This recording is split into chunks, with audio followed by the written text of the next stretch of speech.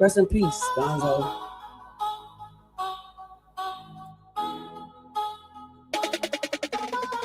If you come from the ghetto, I'm rooting for you. No color lines, blood, crip, white, black, Hispanic, Asian, etc. I don't need shit from you. All I want you to know is I love you, respect you, and I'm pulling for you. I need you to know off the break, I am not your enemy. I repeat, I am not your enemy. I refuse to see another RIP sign before I let the world know that I fuck with you. Oh yeah, I almost forgot. As far as them kids go, every time we do the right thing, they're inspired. Every time we do the wrong thing, they're influenced. Wake your game up.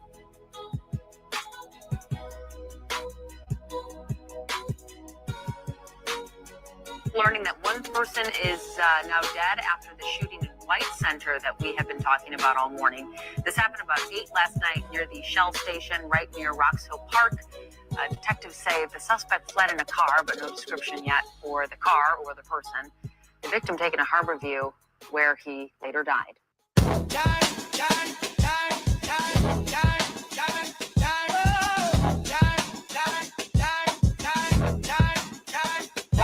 Cube handpicked them, the West Coast torch. Caution dropped the classic right off the porch. One bad move, he's on a new course. Death Row Records, a dangerous force.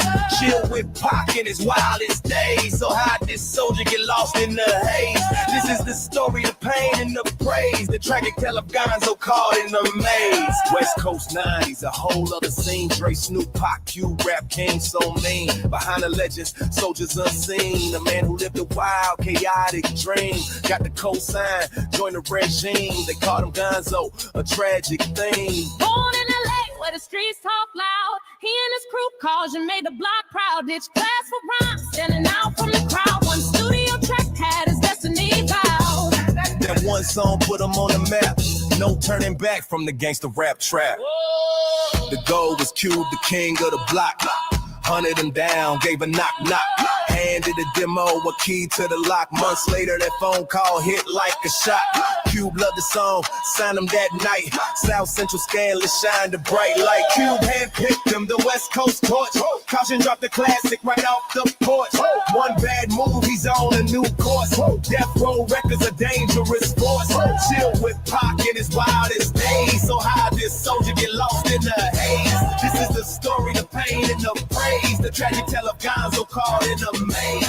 But the money was funny, royalties low. A new empire was putting on the show. The most dangerous label is Death Row. Left Cube safety for Suge Knight's glow. A gamble he made, whatever the cause. Stepped in the lion's den, the old path was lost. Landed on the road, Pac was the king. Fresh out the pen, making the studio sing. Gonzo slid in, part of the wing. Toured together, recorded this life. I led a classic thing. Pac made him an outlaw, the crew was complete. Young Ritzy, his new name on the militant beat. Vegas lights flashing, the shots rang loud.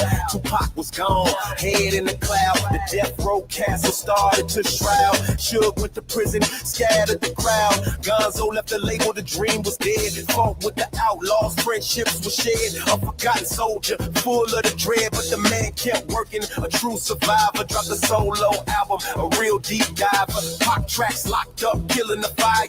The label politics took his goals higher. Formed a regime with yuck mouth and tech. Underground king still earning his check. Tried to change the game, a brand new phase. Glovers up, guns down for better days. Settle your beef in the ring, he says. But he couldn't escape the violent maze. In Seattle, Washington, his life got caught. 3 shots fired, a lesson untaught. His own life was over, his bottle was fought. Gonzo's a story of promise and pain. Co-signed by legends, caught in the rain. Stood on the stage, felt the fame and the strain. A West Coast cautionary tale, it's insane. Not just a footnote in a history book. A forgotten soldier, take a real close look. His voice and his story, that's all that it took. Y'all Cube handpicked him, the West Coast torch.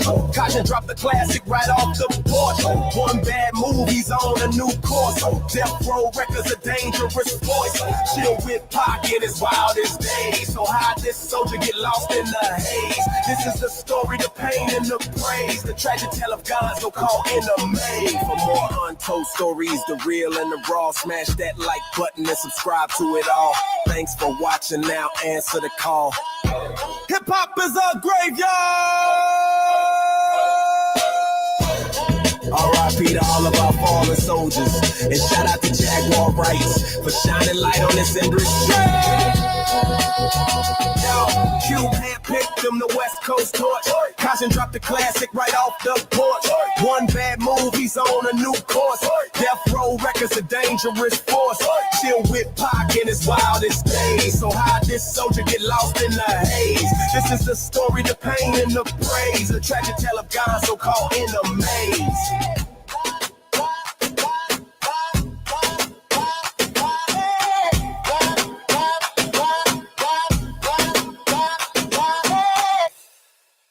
All right. Thank you guys. Thank you guys for coming. It's not over, but I just wanted to shout out the new people that are in the house that came in. Hey, A. Reed, welcome. Queen, Goddess, Sadit, welcome. Everybody, welcome to the live. We appreciate you. If you don't know who we're speaking about, we're speaking of Gonzo. He first came out with the group Caution, which was founded by Ice Cube, and then he made his way over to Death Row Records because he wanted to be with Pac, and on that label, that was the hottest label going back out, back in the 90s. So that's what we're speaking of today. So we're about to get right into the, not the interview, but the video. So guys, grab your popcorn, grab your questions. If you want to come up on the panel, you got something to say, let me know. I'll drop the link. It's all love on this page. Again, thank you for coming back.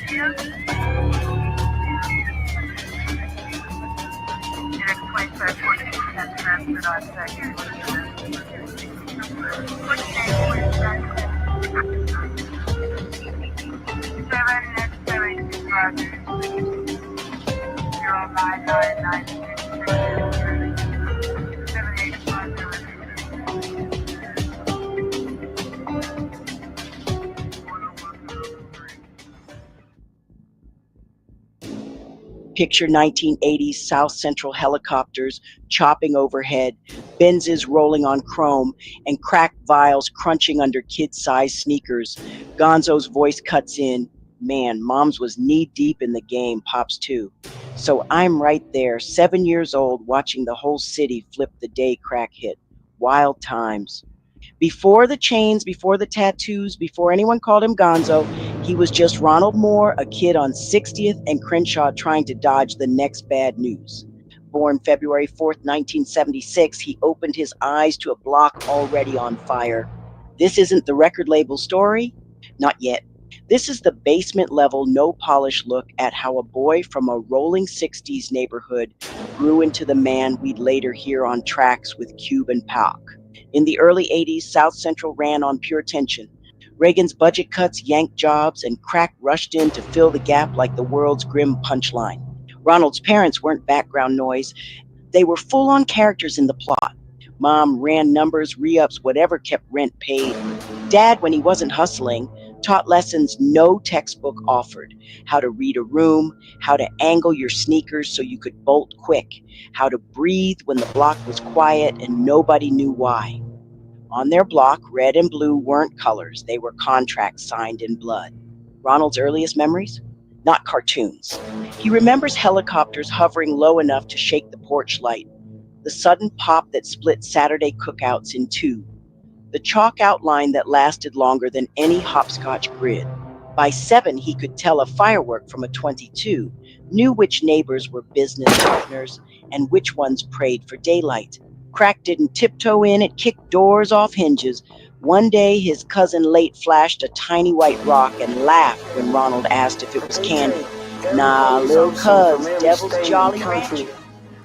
And I just want to stop real quick to say, I really wish Satner West was up here on the panel because he can tell us about the origin of that DRUG in Los Angeles. I think it was the live before last that he had a picture of Reagan. He kind of hit on it a little bit about how, and there is also a show out there that you guys need to watch called Snowfall. It hits on how actually the government bought in this DRUGS to fund the war. So, and that's really not a conspiracy theory.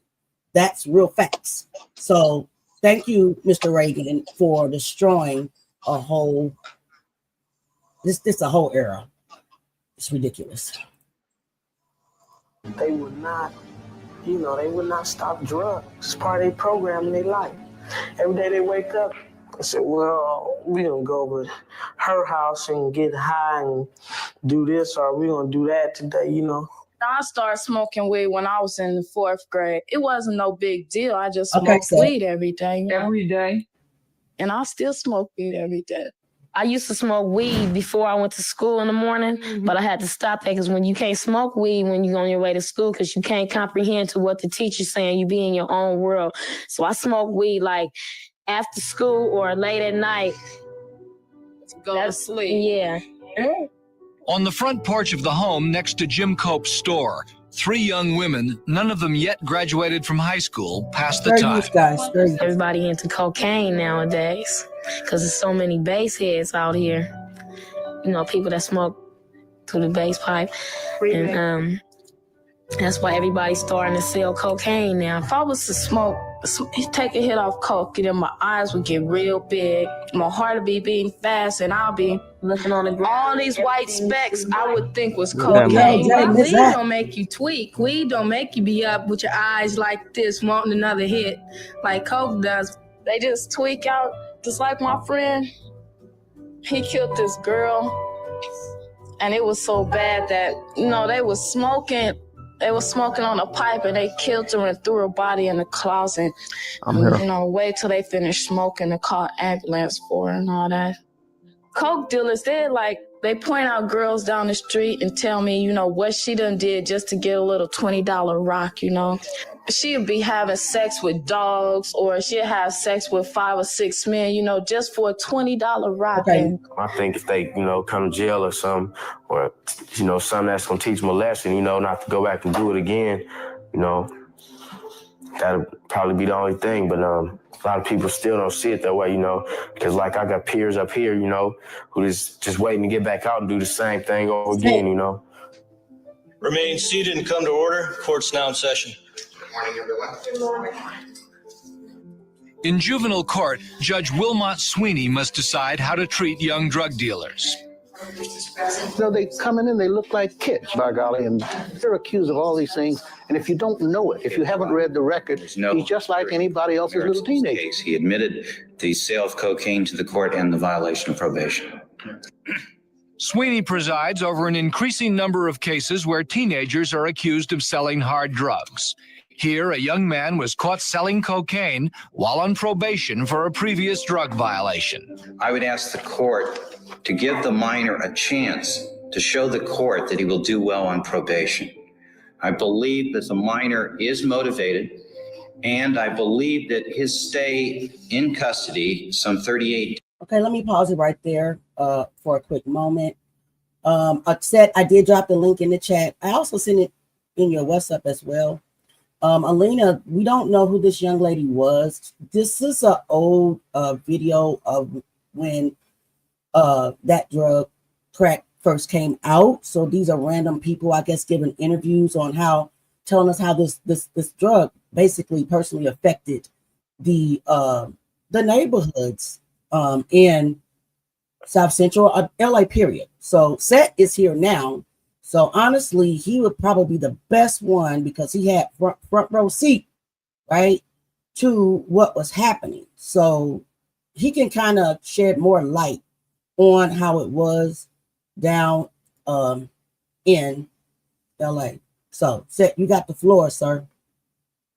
All right, where do you guys want me to begin? Because I didn't know Gonzo. I didn't know he grew up right there, not too far from where I grew up too, because he was on 60th in Crenshaw. I was 63rd in Crenshaw. He's 2 years older. But yeah, let me know where y'all want to begin. Begin where you remember, man. We want to know about this because it's just crazy. I got into much as I could get into, but I would like to hear from somebody that was there. Your perspective. Yeah. Now, I mean, the first time I remember somebody even referencing the term basehead or crackhead was in Compton, where I had a brother, a friend of mine's brother, who was like, "Are you a basehead or a crackhead or something?" He asked me which one was I. I'm like, "What the heck you talking about?" And then he said, "No, you got to make a choice." So I told him I was a damn a basehead. And he ran around, "Oh, you a basehead?" He just like laughing. That was the funniest thing ever. But I didn't know anything about D-rugs or anything like that, right? I was a little kid. But then moved over towards which part of LA? Over there, like 65th and Hoover. So I stayed over there in the late 80s briefly. And, knew a little bit more about what was going on in the neighborhood and just the decay, because there was a lot of just poverty. That's the only thing I could really say, you know what I'm saying, in regards to what I was seeing. And yeah, you had a lot of people who were,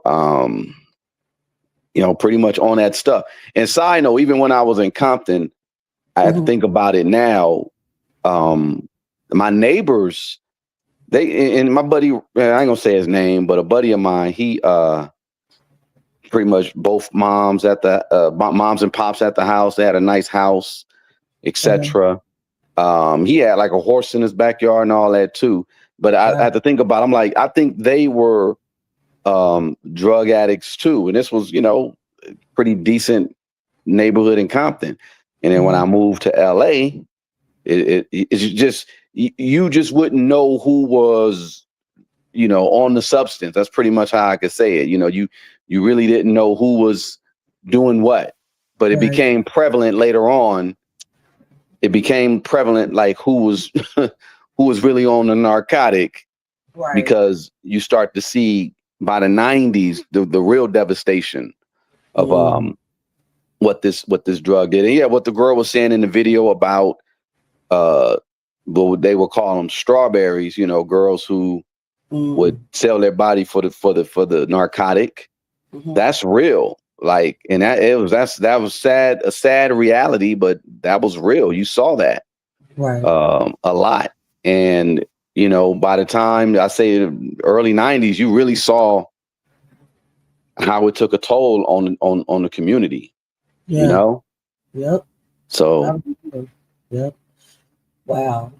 So yeah, that must have been hard to see, as a child, like, what's going on? What happened? To everybody. And then you see your aunties and your uncles and your cousins, and during this video, you'll see that these same women said that it was children that were on this drug as well. And the way that the drug makes you want more, fiend for more. It's like once you take your hit, you want more and more and more. You can't stop. Yeah. So thanks a lot, President Reagan.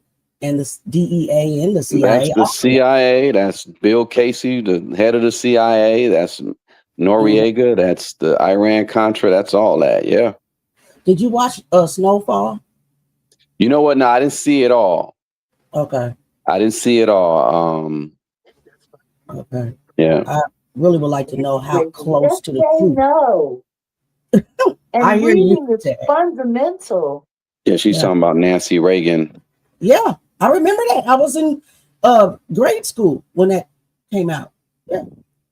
Your husband is bringing it, and you talking about just saying that. They got no choice. Right. So they made money on both, they made money, period, on all aspects. She's campaigning Just Say No, and he's funding the war while ruining people's lives. Of it all. But yeah, let's get back into a little bit of the video, and I'll stop it again so you can kind of comment, just take us through the era, man, because like I said, I do my best trying to put these stories together with the information that's available to us, right? But, a lot of times they scrub, and back then there was no internet, so it's just not there for us to find. So we just try our best just to revisualize it and recreate the stuff. So let's see what else what these people have to say about this drug. Days has taught him a very, very valuable lesson. While he was on probation, he may have been completing his weekend training academy, but he was flunking the course out on the street. Sweeney also finds that it's hard to reason with young drug offenders. Nothing seems to impress them other than the threat of jail. The lack of morality that's displayed by them, the fact that they don't even see things the way the rest of us see things, that's shocking and scary. We've got to do something about it. My basic concern is this is 2 times in a row, and in a very short time. I mean, a very short time. He comes in and there's one drug finding, then he turns around and he does another one. Bam. It's telling the court to go to hell. Probation report indicates that the mother has a cocaine problem herself. I almost felt like crying. I hope you didn't see that in there. At least I hope he didn't see that. This kid's mother is on cocaine. It's clear that he's using his cocaine sales to help support the family. Wow.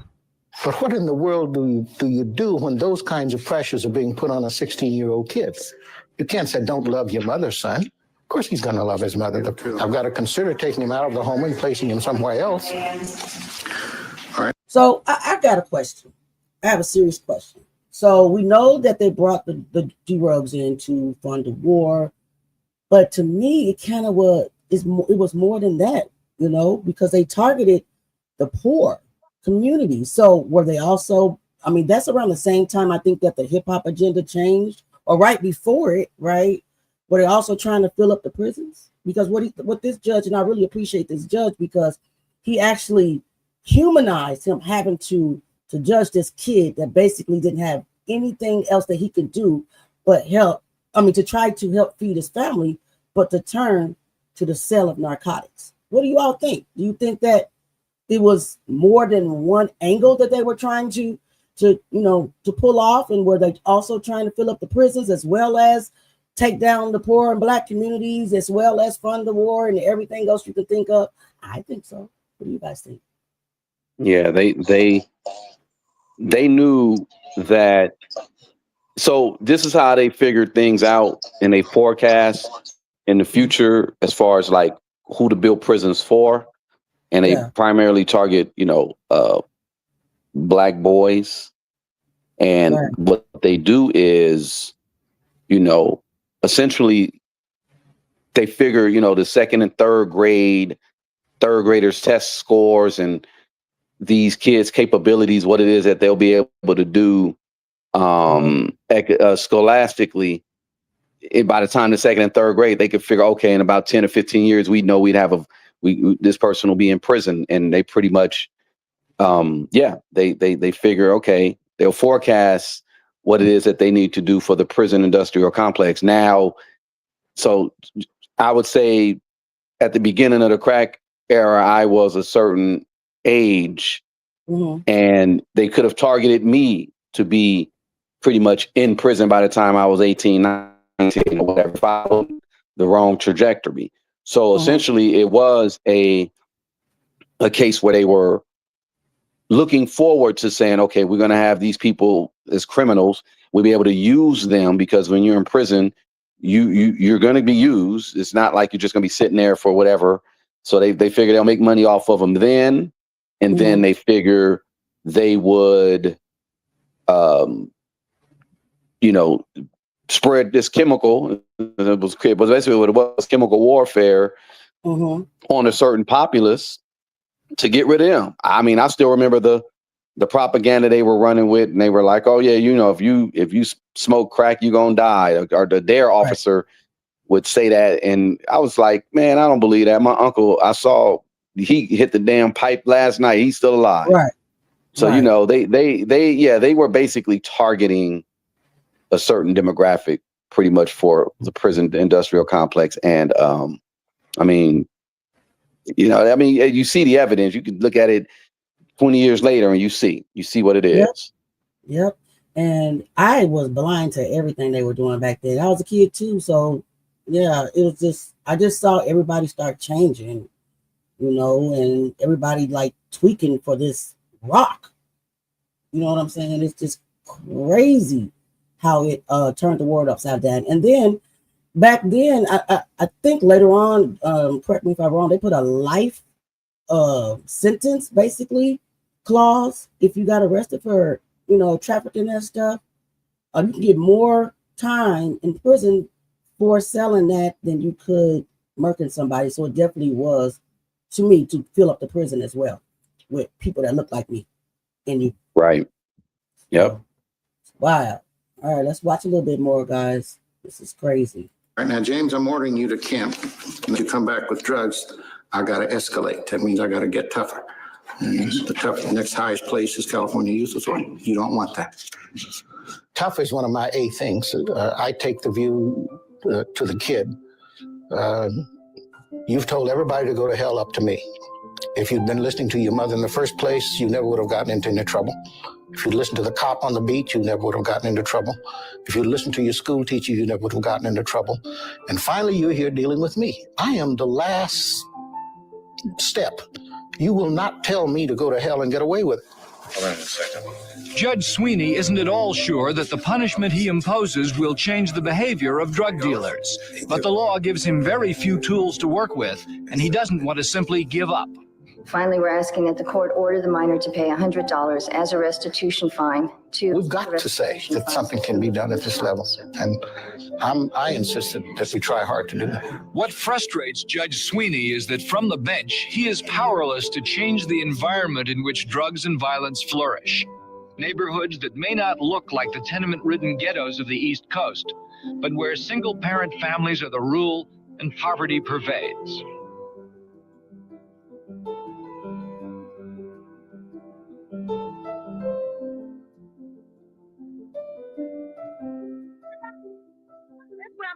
Fame and glory out of the project. Ava Washington has lived in East Oakland in a housing project 14 years. Her friend Mary Martin has been here almost as long. Not too many years ago, they were teenagers. Today, they are bringing up their own children. We're in what you would call a ghetto area. We are living in city-owned housing. The drugs is here. We can't hide that the drugs is here. And I have seen some younger ones, 9-year-old, getting high. Wow. A lot of people that do what? There's a lot of little kids that be doing that stuff. Little kids doing it? Yeah, about like 13, 12. Yeah, about 12, 12, and 11. You've seen kids smoking? Yeah, I seen some over by the store. I seen them. And I seen this boy, he was smoking. But nobody here.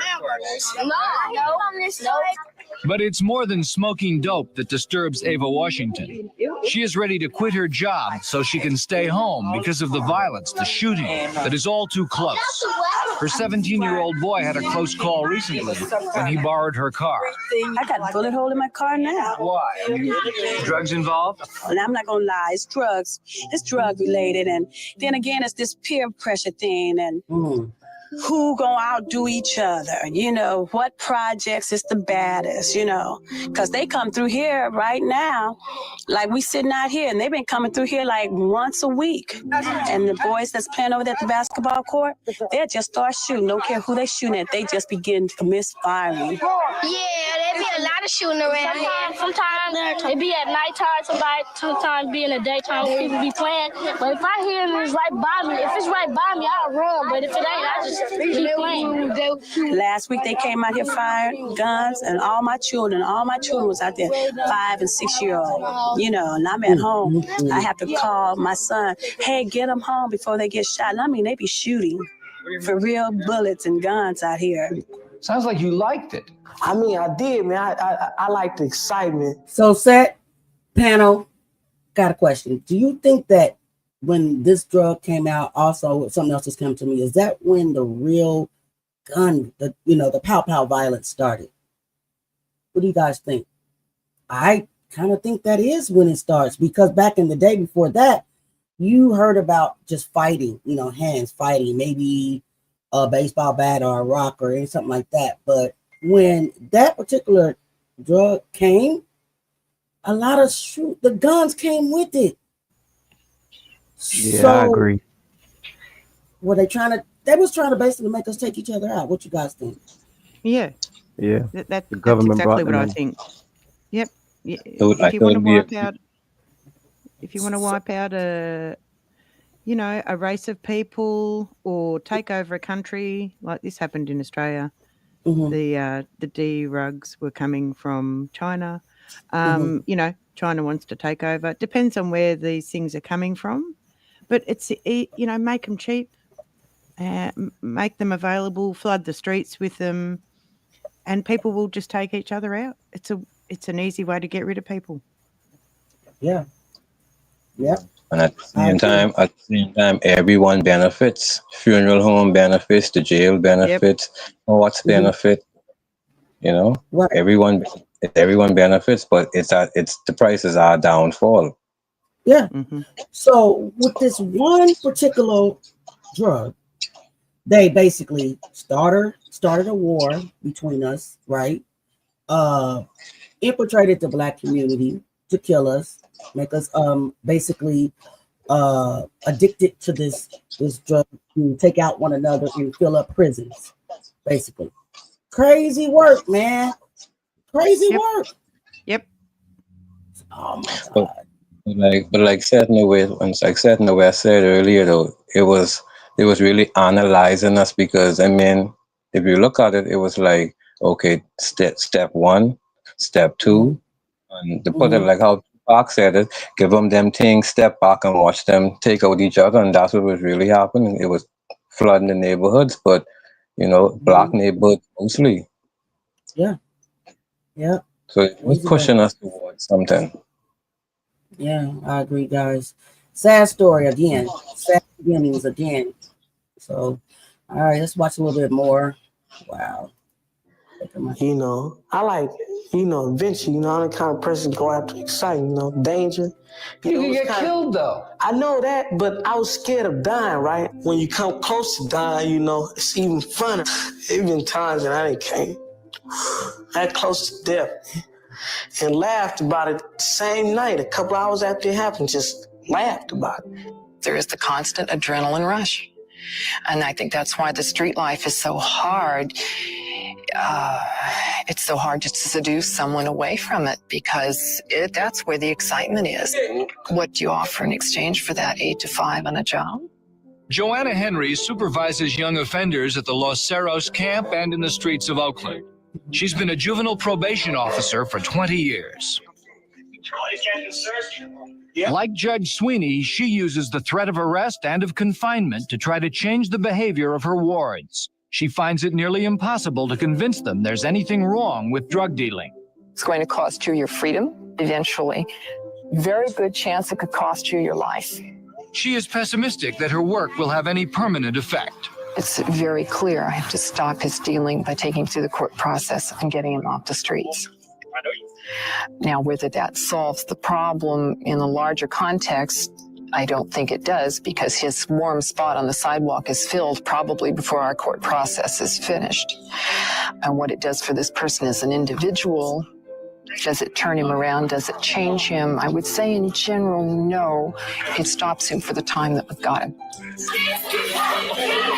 From her experience, Joanna Henry believes that children who live amidst drugs and violence must be educated and diverted early if they are to have any chance of escaping from the prevailing life. By the time a child reaches high school, it may be too late. Put your cigarette out. You don't smoke in front of school. At Castlemont High in East Oakland, Vice Principal Carol Evans has plenty to do, just getting kids to class and not disrupting the school. Put it out. Do you think it would be appropriate to have some kind of a drug education program more than just in a few science classes? Sure. Here. Sure. Why isn't there? Well, at this point, that isn't, that's not our number one focus. No counseling programs or nothing like that, just same, hear the same thing coming from the adults, that selling them drugs ain't gonna get you nowhere, hearing that all day, from grown-ups that then been there or lived the same life or something, So you discount it, you don't believe it? Now I believe it, but right then, I didn't never listen to him, just being hard at it, thinking you know everything, that's all. The whole city changed before Ronald hit middle school. Fast forward to Dorsey High 93, the LAPD's battering ram tank still made the evening news. Ronald wasn't officially banging, but you can't live on 60th and dodge every handshake or whisper. He learned to move like water, present but never still. Hey guys, do you guys remember the LAPD battering? I remember, oh my God, how scary that must have been as a kid seeing these tanks rolling down the street. These tanks can level a whole house. Tanks. Yes, you'll see one. I'll put a picture of one in here. Wow, man. Yeah, that was Daryl Gates. That was SWAT. They were just basically just finding excuses to run up in people's houses. That's pretty much it. Wow. And sight and fail. Go ahead, say it. What was you saying? No, I said there was. Crazy, man. Just imagine being a kid watching this stuff. He's gonna talk about it. Unfortunately, we had to use Vlad's interview because he's like the only dude out here that gets to interview everybody. It's just crazy. Somebody else has to be able to penetrate this. Hopefully, Jag and Seth will be able to penetrate the algorithm to be able to get to these people because he's like the only one out there. It's because Anyway, you guys know the story, so we're not gonna talk about it right now. But yeah, he can't be the only one that can get all the interviews. Classrooms bored him. The hallways taught the real curriculum. One Tuesday, he cut class to freestyle behind the handball courts. Beats on trash cans, kids crowding in tight. 2 seniors from Caution rolled by, heads nodding. Little homie can spit. They tossed him a scrap of paper and then a garage studio session that Friday off Slauson. He showed up, voice cracking, palms damp, but left with 16 bars on a real track. Same corners that once offered nickel sacks, now passed out notebooks and instrumentals. He'd stumbled onto something bigger than survival. He'd found a stage. While he sharpened lyrics, home life unraveled. Mom caught a conspiracy case bye-bye Sunday dinners, hello empty cupboards and hushed phone calls. Dad tried to hold it down. You're under arrest. Kept dialing. One night, Ronald came home to blues and reds flashing like broken Christmas lights. Pops took 2 slugs at a dice game, and the ambulance crawled at funeral speed. That night, Ronald wrote his first 16-bar eulogy for a man still breathing. He called it Tomorrow Ain't Promised, and every bar carried the weight of a childhood fast-forwarded. The track leaked onto Caution's next mixtape, then the buzz started humming. Meanwhile, Cousin Late, now rapping as Fats Bossy, was building the regime with Yuckmouth and Tech 9. Bloodlines and rhyme lines twisted together, part lifeline, part leash. By 10th grade, Lil Ron became Young G. The G swapped between grit, grind, or genius depending on the day. Swap meets turned into mix CD pop-ups. Every $5 cycled back into studio time or keeping his little brother laced so he wouldn't chase status with the set. Ronald learned booth politics the same way he learned corner politics. Watch, listen, speak last, then make it count.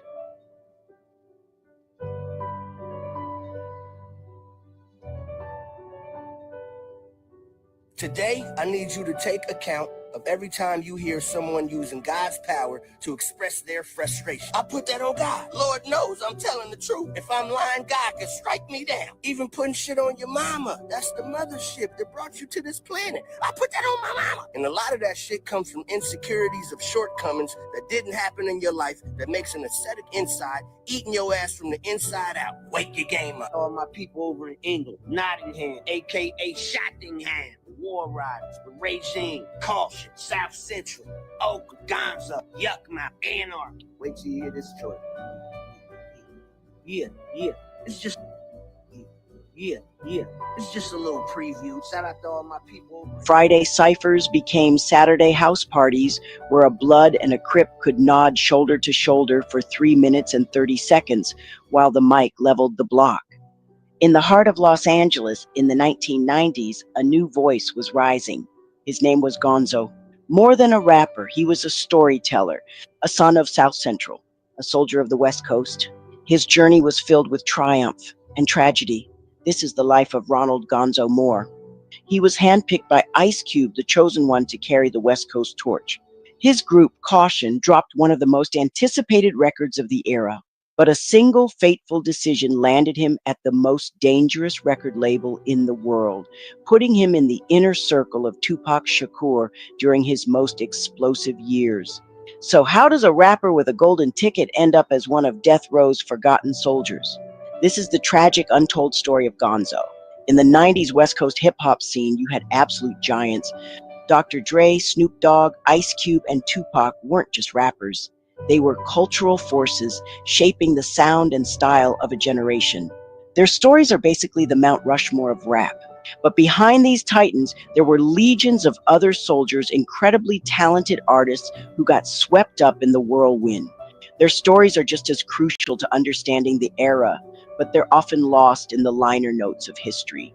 This is the story of one of those soldiers. A man who had the seal of approval from a legend, the friendship of an icon, and a front row seat to the chaos of the most infamous record label in music. His name was Ronald Moore, but the world would know him as Gonzo. His journey is a gripping and ultimately tragic tale of incredible promise, dangerous alliances, and a legacy that was almost erased. To really get the artist, you have to understand where he came from. Ronald Moore was born in Los Angeles, a product of the same streets that NWA and Ice Cube had put on the global map. In the early 90s, he and his friends Sel and Kato formed a rap trio called Caution. Their music was a raw, unfiltered look at their reality in South Central. It was potent, authentic, and had that signature energy of West Coast gangsta rap. The group was actually bigger at first, a crew of about 5 guys making a name for themselves in local talent shows. Gonzo himself joined after a chance meeting at Dorsey High School. While ditching class in the library, he was spotted writing rhymes by one of Caution's original members, who invited him to a studio session. And the very first track he laid down with them, it turned out to be the one that changed everything. It was that specific song with that 3-man lineup that would find its way into the hands of a West Coast kingmaker. For any aspiring Los Angeles rapper in the mid-90s, getting Ice Cube's attention was the ultimate goal. He was a proven revolutionary with NWA, a platinum solo artist, and a smart businessman with his own label, Lynch Mob Records. Getting a cosign from him was like catching lightning in a bottle.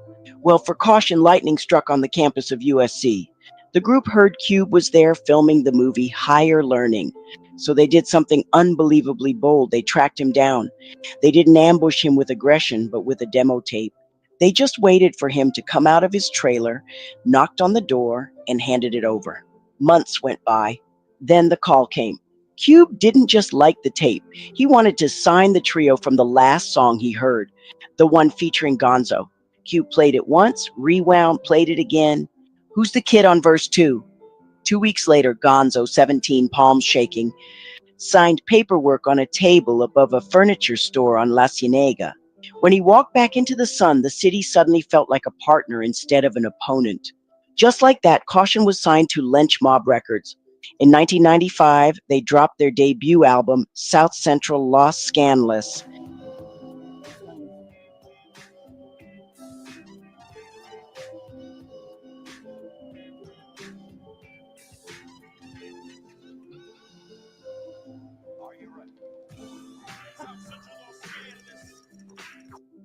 Now, guys, I obviously could not play that song, so you guys have to go look it up yourselves because of copyright issues. But welcome to the stage. We have Queen Goddess. Yes. She joined the panel. Welcome. Yes. Welcome. What's good, Queen? How you doing? How's everybody doing? We're doing good. Welcome to the panel. Thank you, thank you, thank you. Nice to meet you. Nice to meet you, Jade. Nice to meet you, Auntie Leah. I wish I would have known that you was here before. I actually seen it on Temper's channel that he was live, and I said, wait a minute. It sounds like people sitting down that I need to go and talk to. Some people that bring some good conversation to the table, not just foolishness. I mean, we all got afros. I see you, Jay. I got you. Want to take it off? I don't have. Listen, I don't have an afro. Yes, listen, the other day, hey, Nick, hey, said it in the West, Temper, everybody out there in the chat, big ups, give it to y'all. Y'all better know it. The other day, I snatched it on up. I said, man, I don't know who told me to snatch it off, but I had to snatch this cap off. And something said, listen, you got to take your cap off when you're kneeling before your father. And I just went in it. Sometimes when you get that feeling, I say, I can't wait till they cut me. Because when they go to clipping my video, I'm going to have something for their ass. I tell you that right now. Listen, I'm going to have something for their ass. But thank you so much for welcoming me in. I definitely appreciate being here. You're more than welcome to be here. We got Jaguar Wright, the Jaguar Wright in the background. Jaguar Wright, set in the West, is Jaguar Wright's fiance. So she's also listening in. I'm not sure if you are familiar with Jag. No. I heard a couple things about Miss Jaguar. I wouldn't mind speaking to her either. I'm like, man, people say things, and hey, Miss Jaguar, I'm gonna tell you what the people said. They say things. I said, but wait a minute, it's always two sides to a story. Exactly. I like to hear all sides. I'm not new to YouTube. I'm not new to being a speaker, but I'm new to YouTube. I've been here a year, but I'm like, it was so much going on when I got here. I'm like, I don't know who to make friends with. I might as well stay Lilith. I might as well stay Lilith. Lilith is in the Bible. Y'all know Lilith came from hell. Right. Yeah. I said, if I ever speak to her, I want to hear her side of the story, because sometimes people like to point fingers. You know how they did us black ass people? They went to point their damn fingers at us like we was the only one doing wrong. And guess what? We got tarnished the same way they tried to tarnish this lady, Miss Jaguar. They tarnished us. So you tarnish, and we end up tarnishing people too, and don't even realize that we got tarnishing tongues, we got tarnishing behavior, we got tarnishing tendency. But when we don't take and hold ourselves accountable for how we tarnish, we are never past what the white people do to us as well, because there's a lot of black supremacists in our community that hold us down. Right. Makes sense. Just say, but it's time to get over and get in the ocean with me. I'm a Capricorn. Go ahead, Miss Leah. I'm just gonna say, two Capricorns in the house. Hey. Hey. Nick. All right. Well, I'm gonna say this. 9 times out of 10, 10 times out of 10, if you're hearing something negative about Jag, it's a lie. I mean, she's a truth teller. That's what it is. And they don't like it. Paid opposition, period, point blank. This lady speaks the truth. She loves God, and that's just that. And I'm so blessed to be in her presence that, sometimes, and like I said, Set in the West, that's her fiance. He's wise, as he's wise and gifted as well. So every time they're able to, bless us with their presence, we appreciate them, because they are the ones who really created this. The hip hop is a graveyard segment.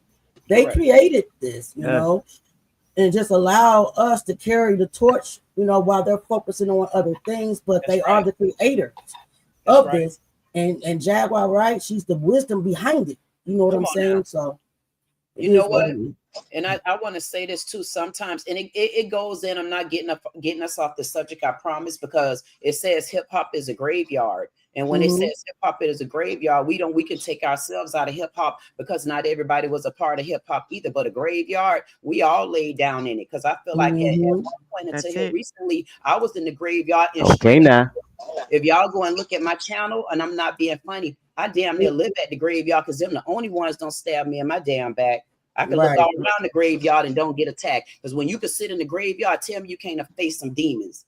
I sit in the graveyard every day, and I just meditate, and I just realize that we already in the graveyard. Hip hop was in the graveyard, black was in the graveyard, Black America was in the graveyard. Our children, we still was in the graveyard. Why? Because we're being held down for so many things that we're not supposed to do or we can't do. Hip hop raised me up. I'm 50 years old. I was raised up on hip hop. So people turned it into a graveyard. That's greedy supremacists. They turned it into a graveyard because they forced us people to start having to do things that we didn't want to do. Why? Because they kept their foot on our neck. They kept their hands all clapped on our goddamn pockets, and we couldn't rise. So we were still in the graveyard. I love hip hop to this day. But real church Bible throwers, you know what they'll say? Oh, so you in that world. You damn right. We all in this damn world. If I want to listen to hip hop, Future, Black, Kodak Black, then I want to go and listen to me some church music. What's wrong with that? We can't be ourselves in our culture. So we're in our own graveyard because we as Black people have a culture. Right. But it's not a graveyard to us. Right. Yeah. I definitely understand what you're saying with that. But what they mean by hip hop is a graveyard is that a lot of our hip hop artists, the ones that means a lot to us, the ones that are trying to do good or whatever, they end up gone. They end up unalive somehow. So we talk about their lives. We talk about, because there's something weird going on in that industry. Why are they all passing away? Especially people like Tupac Shakur. Why was he unalive? So we get deep into that type of thing. So like today we're talking about Gonzo. I didn't even know who Gonzo was actually until I started digging in to all the unalive rappers. Right. And and like I said, Jaguar, right, and Set in the West, they created this, and we just they allow us to just pick up the torch and walk with it. But again, she's the wisdom behind it because she was a part of that, the industry, right? So, all right, guys, let's get back into the video. We'll be stopping again to have a little chit chat, but let's continue on with the show. Anybody else got anything to say before I push play? Because I'll hog up the mic. You know I take it over too, but I'm gonna be nice. Go ahead on, bro. All right. Winners train, losers complain. Hustlers want the money, Suckers want the fame. Repeat that shit 10 times a day to keep you on top of your game. Let's go. Auntie Leah, put it on the screen. Yeah, I just seen that. Make sure you hit the subscribe Oh button my and goodness, go what to am I doing? gonzo.net for all caution Sorry, and guys. Gonzo merchandise. Hey, homie, watch this. My bad, guys. When Q first signed us, that nigga used to jokingly say, "You're gonna be the first nigga to get a solo deal. You're gonna be the first nigga to lead a group and get a solo deal." Now, to keep it 100, when he first started saying it, man, that shit used to make me mad as a motherfucker, for real, because, you know, I'm taking it as a knock. I'm taking it as this nigga saying I'm about to be the first nigga to dip out on my homeboys. Until about 6 months later, I really found out how the music industry worked. And what he was trying to tell me wasn't a knock at all. Actually, it was a compliment, because if you're paying attention, that's exactly what he did. And he ended up successful as a motherfucker. But anyway, Caution's blowing the fuck up, right? And somehow I get introduced to Ben Baller. Now, most of you motherfuckers, y'all probably know Ben Baller from making the jewelry and staying fresh and all that sort of shit. But Ben Baller used to be an A&R for Priority Records, you know what I'm saying? Now, at this time, nigga, they got Master P blowing up, you know what I'm saying? They got Jay-Z, Reasonable Doubts. Of course, nigga, they got Ice Cube and a ton of other niggas that was signed to Priority that was doing well in the 90s, right? So, like I said, nigga, Caution blowing up. So Ben come at me like, "Yo, we want to give you a solo deal." So, you know, I go to the other niggas in the group like, "Yo, these niggas want to give me a solo deal." Of course, these niggas was totally against it, you know what I'm saying? They thought it was a horrible idea. But me personally, you know, I disagreed. So, fuck it, I went ahead and took the deal, right? Bruh, I had a brand new baby at time, you know what I'm saying? And anything to further my career and keeping it 100 with myself and the niggas around me, I didn't find it a problem with me feeding myself and bettering the situation of my family. Now, of course, that caused friction in the group, you know what I'm saying? But we still functioning as a group, doing shows and whatever, right? But now my bag is on motherfucking He-Man, you know what I'm talking about? Now my bag is on steroids. And the nigga Ben Baller introduced me to the jewelry game, nigga. So now I'm just dipped in a whole nother sauce around this bitch, right? Again, that created friction. So during this time, you know what I'm saying, I started working on my solo album, which turned out to be If I Live and Nothing Happened. But when I was on Priority, I didn't have a title yet. You know what I'm saying? I was just working in the studio, feel me? Me and the nigga Ben Baller used to, every day, nigga, after the studio, before the studio, different motherfucking restaurant, different bitches. Different restaurant, different bitches. You know what I'm saying? Doing it the flyway. And at this time, you know what I'm saying, I'm hanging out heavy with Corrupt, you know what I'm saying? I'm hanging out heavy with Pop, you know what I'm saying? And basically all the Death Row niggas, because Sharita is our manager, Caution's manager. And she's managing me on my solo shit too, you feel me? Sharita Knight, she, you know, she got the Priority deal for me, you feel me? She got me the best deal possible, you feel me? Went in there, went to bat for me, let them know that Pop was gonna be on the album, nigga. They gave me a small fortune over that bitch, for real. Let them know Daz and Corrupt was gonna be on the album, you feel me? All this shit was geared up. Battle Cat beats, Rhythm D beats. I had my nigga Butter, you know what I'm saying? This shit was about to be a smash. I had my nigga DJ Penn. This shit was about to be a smash, right? All of a sudden, niggas in the group start complaining to Cube, you feel me? Which made him start complaining and mad as a motherfucker that Ben Baller didn't ask him, could he sign me as a solo artist? You feel me? Cube only had us signed as a group. He did not have us signed as individual solo artists, you feel me? So therefore, I was free to do whatever the fuck I wanted to do, you feel me? Being a 19-year-old kid, why in the fuck wouldn't I take full advantage of every opportunity given to me? But the reaction that I got and Priority got was, how dare them sign me, you know what I'm saying, without consoling him, regardless of what the contractual situation was. And, you feel me, they wouldn't be getting another Ice Cube record unless they rectified that situation. So, Ben Baller ended up losing his job, but it was a blessing for him because y'all see where he ended up, you know, balling with the jury game or whatever, you feel me? So that was a blessing. And he made Priority sell my contract to Mercury, Polygram at the time, you feel me? That's how my solo album ended up coming out on Mercury Polygram. This was episode 5 of How It Really Happened with Gonzo. Make sure you tune in for episode 6, you know what I'm saying? And make sure you hit the notification and subscription bell. Yeah. Rest in peace, Gonzo. Rest in peace. Executive produced by Cube himself. The album was a critical success, hitting number 37 on the Billboard R&B Hip Hop Albums chart.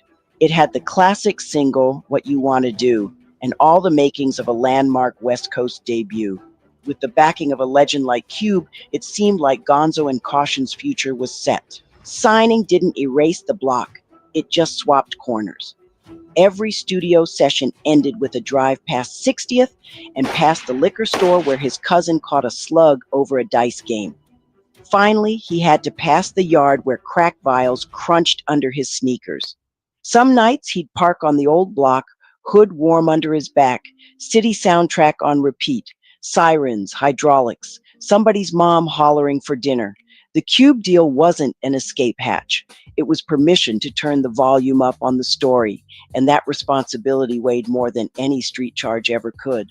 Lynch Mob Studios, San Fernando Road, gold plaques on the walls, Ice Cube's scowl in Polaroids. Engineers nicknamed Gonzo Raspy Voice with the notebook full of obituaries. Every track was a postcard from hell, fiends on milk crates, babies born shaking, moms trading stamps for rocks. The story wasn't easy to tell, but it must be told. Each verse felt like flipping the city the bird from inside a sound booth. He rapped about the battering ram that had flattened his neighbor's door, about the metallic click of his mom's cuffs, about gunpowder on July 4th, when nothing celebratory went up in the sky. You know, it's been a couple years in the making, you know, with a couple interesting twists and turns, which we'll talk about throughout the interview. But welcome to Vlad TV for the first time. Brother. Thank you. I appreciate it. And, you know, and this actually happened because I interviewed Bosco. And in the interview, he said that you wanted to, you know, I did work it out. Yeah, I asked him to actually put you on the phone, and so we spoke and hooked it up. We spoke after the interview off camera. Yeah. And here we are. Yeah. Grown man shit. Exactly. There we go. Well, it's your first time here. I want to start in the beginning. So you grew up in LA. I did. What part? South Central, Crenshaw District, born and raised. Okay. Yeah. So we're talking about late 70s, 80s. Yeah. South Central was pretty crazy during that time. Yeah. What was it like growing up in South Central? Well, I mean, for me, you know, it was kind of crazy because my mom's was in the life too. My father was in the life. So, you know, I grew up in the midst of all that. Did you guys hear that? So that's why the video started talking about the crack era.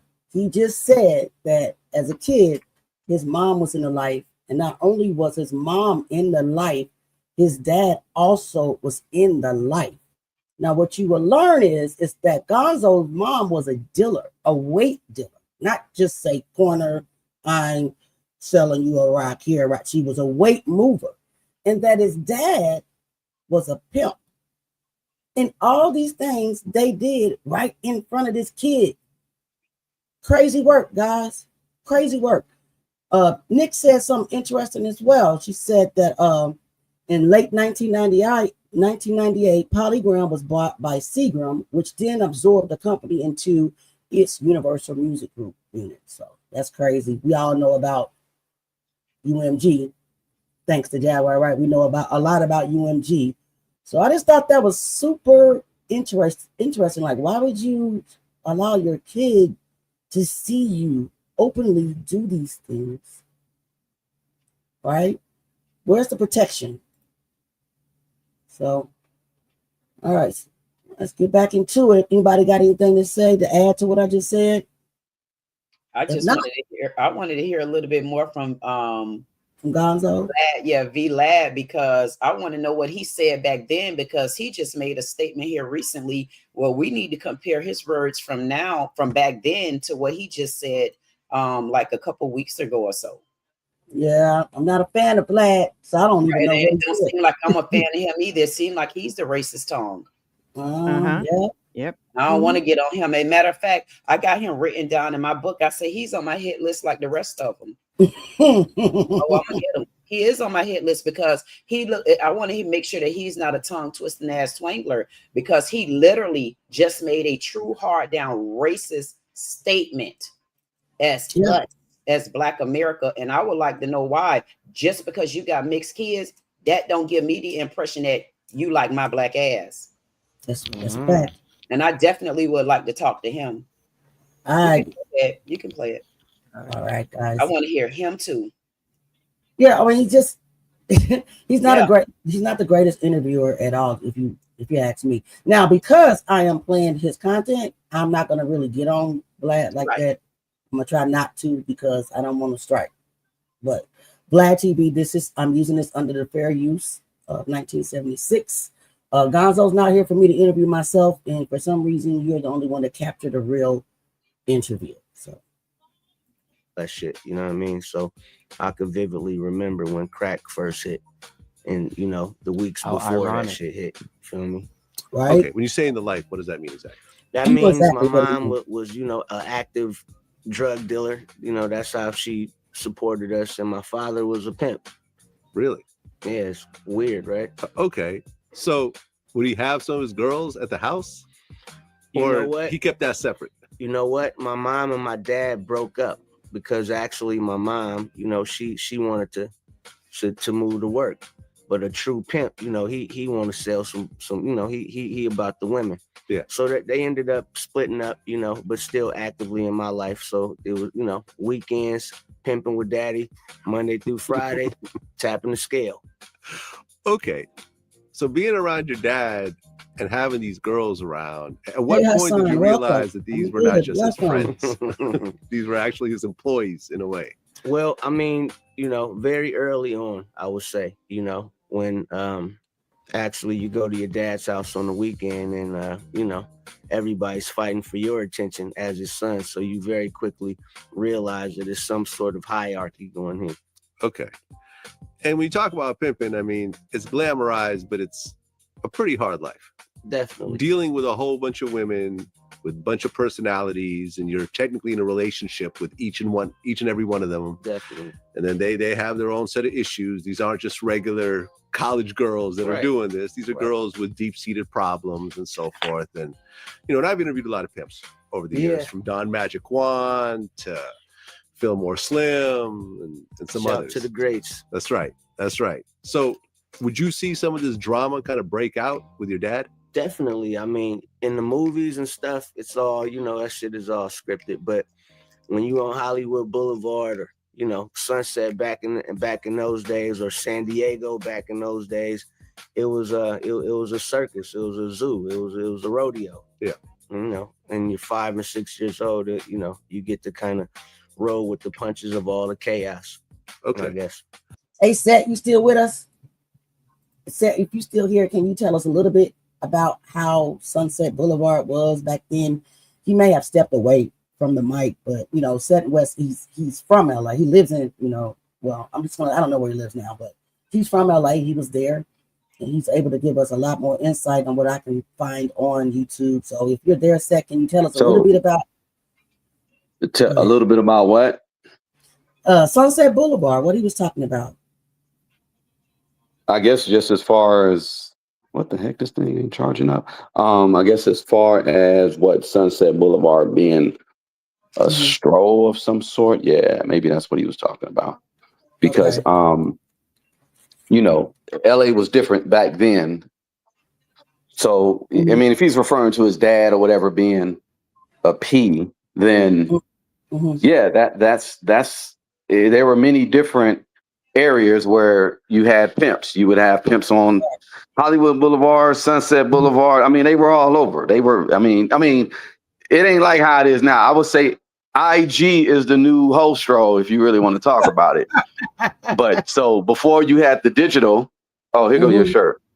Before you had the digital strolls, you had the streets, and that's pretty much what he was referring to.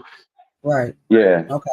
Okay. So basically, it was like, and I think they pretty much have one of those everywhere, right? Where the hoes show up. Right. Oh, gotcha. All right, cool, man. Wow. This kid. All right, guys, let's get back. Anybody else got anything to say? I see Nick dropping knowledge, little gems in the chat, but you're not speaking on the panel, Nick. What's up? No, I'm not, because I can't multitask. But yes, I'm you know me, I like to look into who's who and who owns what and who's associated with what. Right. And who's in charge, and look who's in charge. UMG. Solution Grain. Solution Grain. Oh, so Lucian Grains? Yes. Yeah, heard a lot about that. Yeah, we've heard that. We've heard a lot about him from Jag. So Yep. Said it in the, is that said it in the West talking? No, that's Nick talking. Nick, so you're saying that I was asking who was the managing group for them? Well, the chairman is, yes, I typed in that, who is the managing group, and the answer Lucian was, Grange. yeah, Lucian Grange is in charge of the managing group. Huh. Wow. I wonder if he's the only one. Probably not. Yeah, I wonder if and if he's not the only one, I wonder where the other ones are located at. Yep, don't worry. It's I'll stuff dive like in. that I like to look into. I like to go deeper because sometimes when you go deeper, you can take nonsense off all that paperwork they throw at us today. Sometimes you got to go make them get back to the beginning of the door. Do you hear this? Yeah, do you hear this? This is how Capricorns think and do. Listen, and I was just saying, like, I'm like, who is this lady? I wonder if this lady got one of these lines in her hand. Gotcha. You got that one there, Nick? Well, you got that straight line. A straight line. I got 2 lines. I'm looking at both my hands. I have got a palmistry book. I have got a straight line. Lines. I got a straight line on my right hand. I think of what? So you got a straight line. What I mean, long life. Another half to it, Nick. I was asking for you today on my channel. I was like, if there's anybody out there and they got either one of these lines, it doesn't matter which one you're touching. I can put our line together, and I bet you we can go with it. I was calling for you today. It's nice to meet you. Nice to meet you too. I called for you today. I think me and you have a lot that we need to talk about. So you know what? I want to tell Temper, thank you. Thank you for, Temper has been rocking with me, and what Temper just did. I think Temper just put a connection there that is going to understand the path that I'm on. And sometimes we have to be connected in manners like this for people back in our days to bring us all back together so that we could talk about things to get us past the hell in the graveyard that we are in. All right, now. Type of conversation. I'm sorry for taking over. I'm just excited. That's okay. Yeah. You're not taking over. That's what this panel is for. We're here to learn. And we're here to do. That's special because if you look it up, I'm amongst the 1% in the world that holds straight lines in my hand. It's only 30 of us, and I'm the 1% in the Black community. So I think I might be the only one that holds a straight line in my hand as a Black woman. Straight line cross. And my birthday is January the 18th. I'm after Michelle. Look at my hands, y'all. Huh? Look at me studying my hands now. So you have to. You should got people. Not only should you study your hands, though, Auntie Leah. You should honestly around this time you should study your zodiac sign. And I'm not being funny.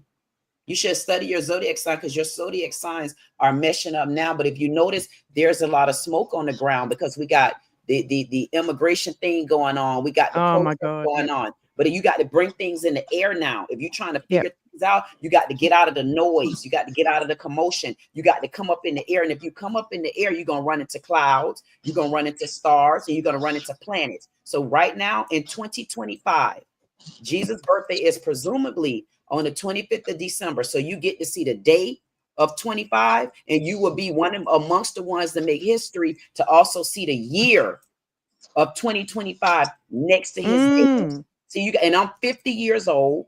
I'm a Capricorn. I start the month, I end the month. I'm all of it. Everything about me is the number 25. My son's birthday on the 25. My husband's birthday on the 25th. My mom passed away, was born on a 52. Everything is in the air. If you really want to figure yourself out, you got to go to those zodiac signs. I'm not being funny. I talk about this on my channel. We're in history right now for so many different ways, but people haven't paid attention to the history that we honestly made. This is the first year where we could stand firm to say we're Black Americans and we speak a dual language. We speak English and we speak Ebonics, whether we like it or not. We still have two that we taught ourselves yet again. And we just have to start building our own book now because everybody else, they so off with the old Constitution. We have to start working off today. I apologize again. It's all right. It's okay. It's okay. It's all good. Because you see, my nickname is Mute My Mic. Sometimes I need to be muted myself. So it's all good. I'm just excited now. I got a good feeling that me being here tonight, I got a feeling that it opened up a door that I was able to walk through. And if Nick know anything about it, it felt like it was a golden door. I'll come over. I'll come over. We'll talk. Yes. And I'll let Yeah, can we salute get for back to hopping this on. regular schedule program? What'd you say, Back Jay? to the record. And I was saying salute to you for hitting the joining. link. Yeah. Yeah, and joining. You will see on all of our channels. We all have a channel. You know, Jamie Zach, he in the house, he got a channel. Nick, she got her channel. Temper, of course, he has his channel. Set in the West, Jaguar, right? We're all a family. We're all connected. We're all affiliated. And our channels are pretty much a family. And we're positive. We're a positive group of people. You know, the negative people try to infiltrate us, but we just don't let them in. You know what I'm saying? We don't let them in. And basically, I do that. I just don't respond. I just don't pay attention to your ass. Period. Point blank. And that's just that. Don't come. That's on us. They don't even come here.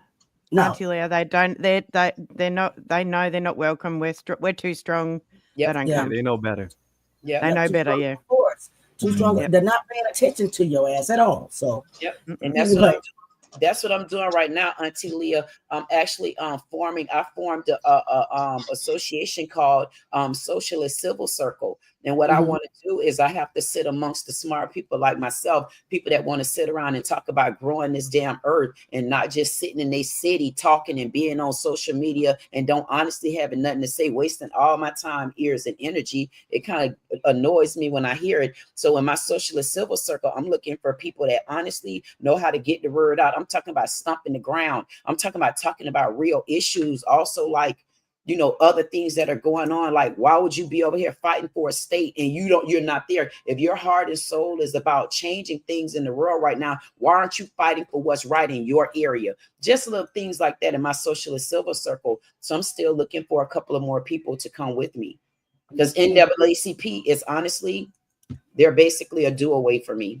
The Boule, you mean? Yep. But we're not gonna go there tonight, though. Yeah, of course not. I just want to say about that, but go ahead. All right, guys, let's get back into the video. Then your mom is selling drugs. Allegedly.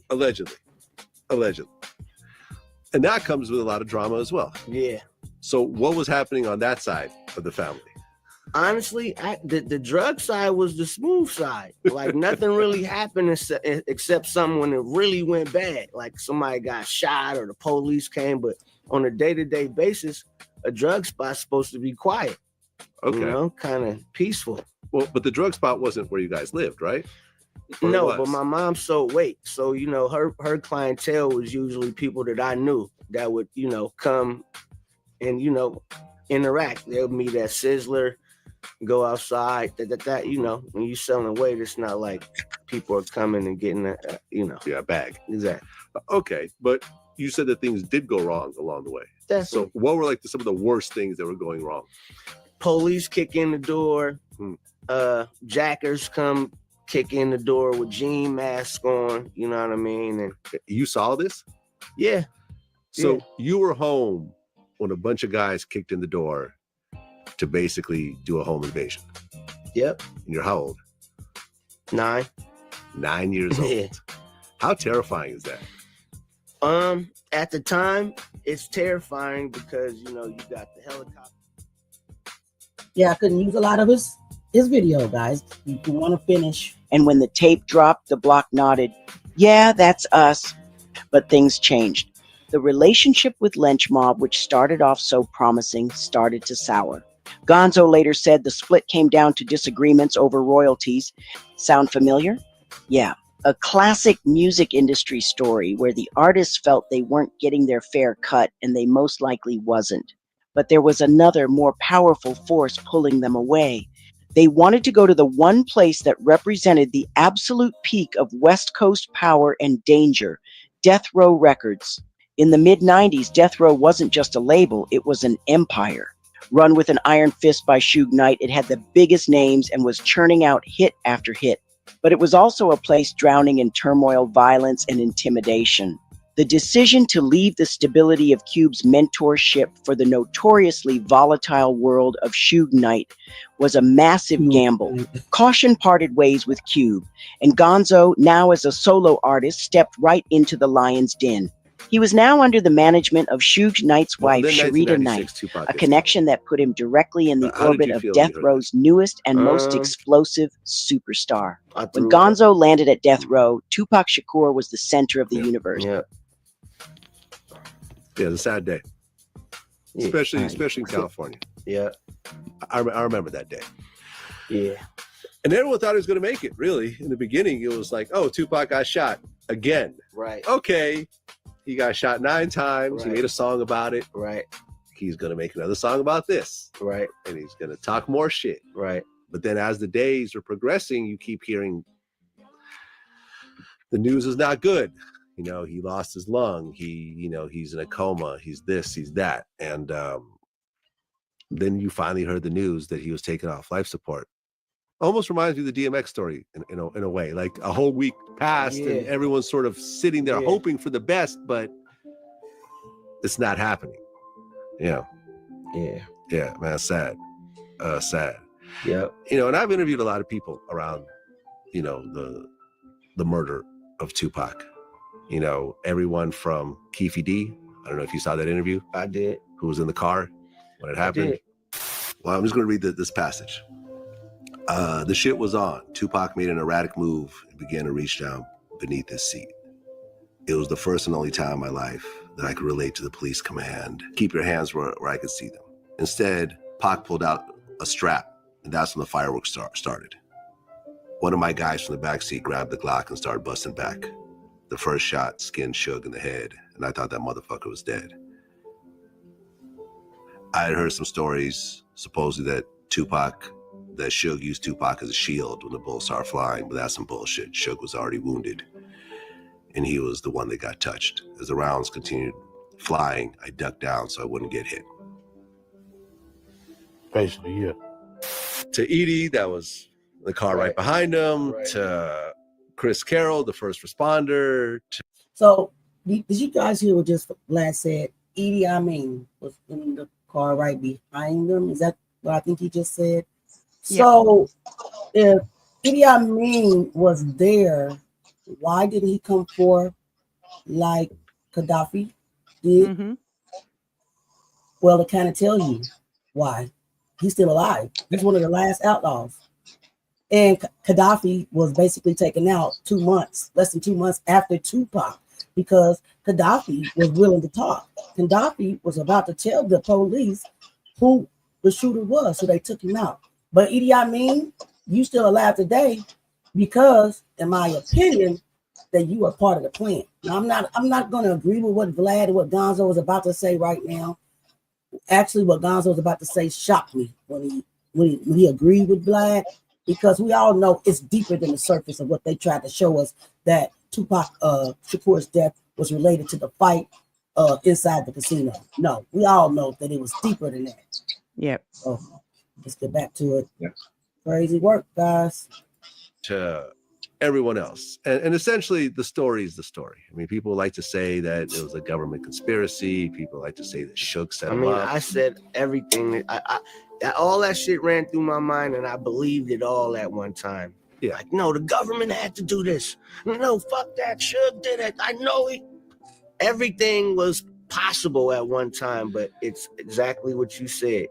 Yeah, in 2021, I mean, really, if you watch the Keefe D interview, what he says is consistent with every other interview that I've done. People that don't know him, don't like him, you know what I'm saying, are still telling the exact same story from other sides. Right.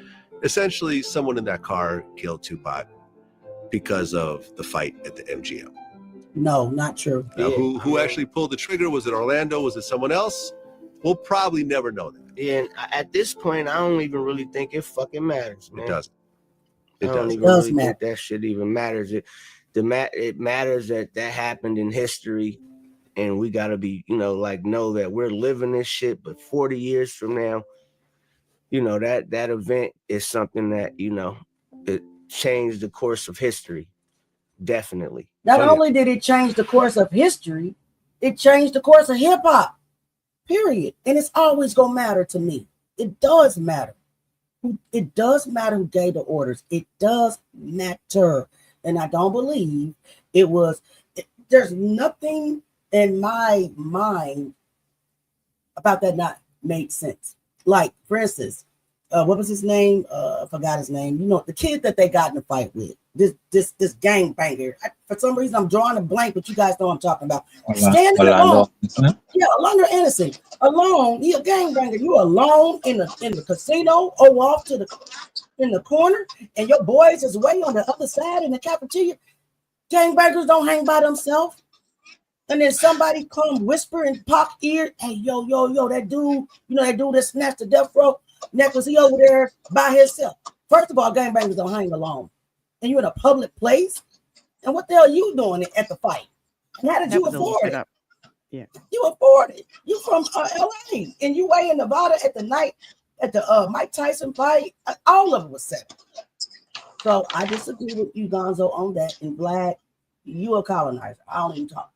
Don't strike my channel now. Fair use, but we don't like you over here. Can I ask a question? Sure.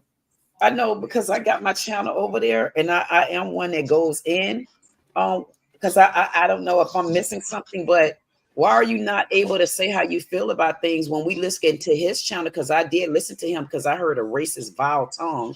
Well, and I listened to him for a couple minutes. I wanted to know why would he be allowed to say his opinions, ask his questions, and look for an answer? But you're over here on your channel, you have to be like tedious at how you answer. I'm like confused at that. That sounds like an unfair rule to me. Well, it is unfair because I come off on my channel, I don't use certain profane languages, but I kick their ass on my channel. Why? Because I got the right.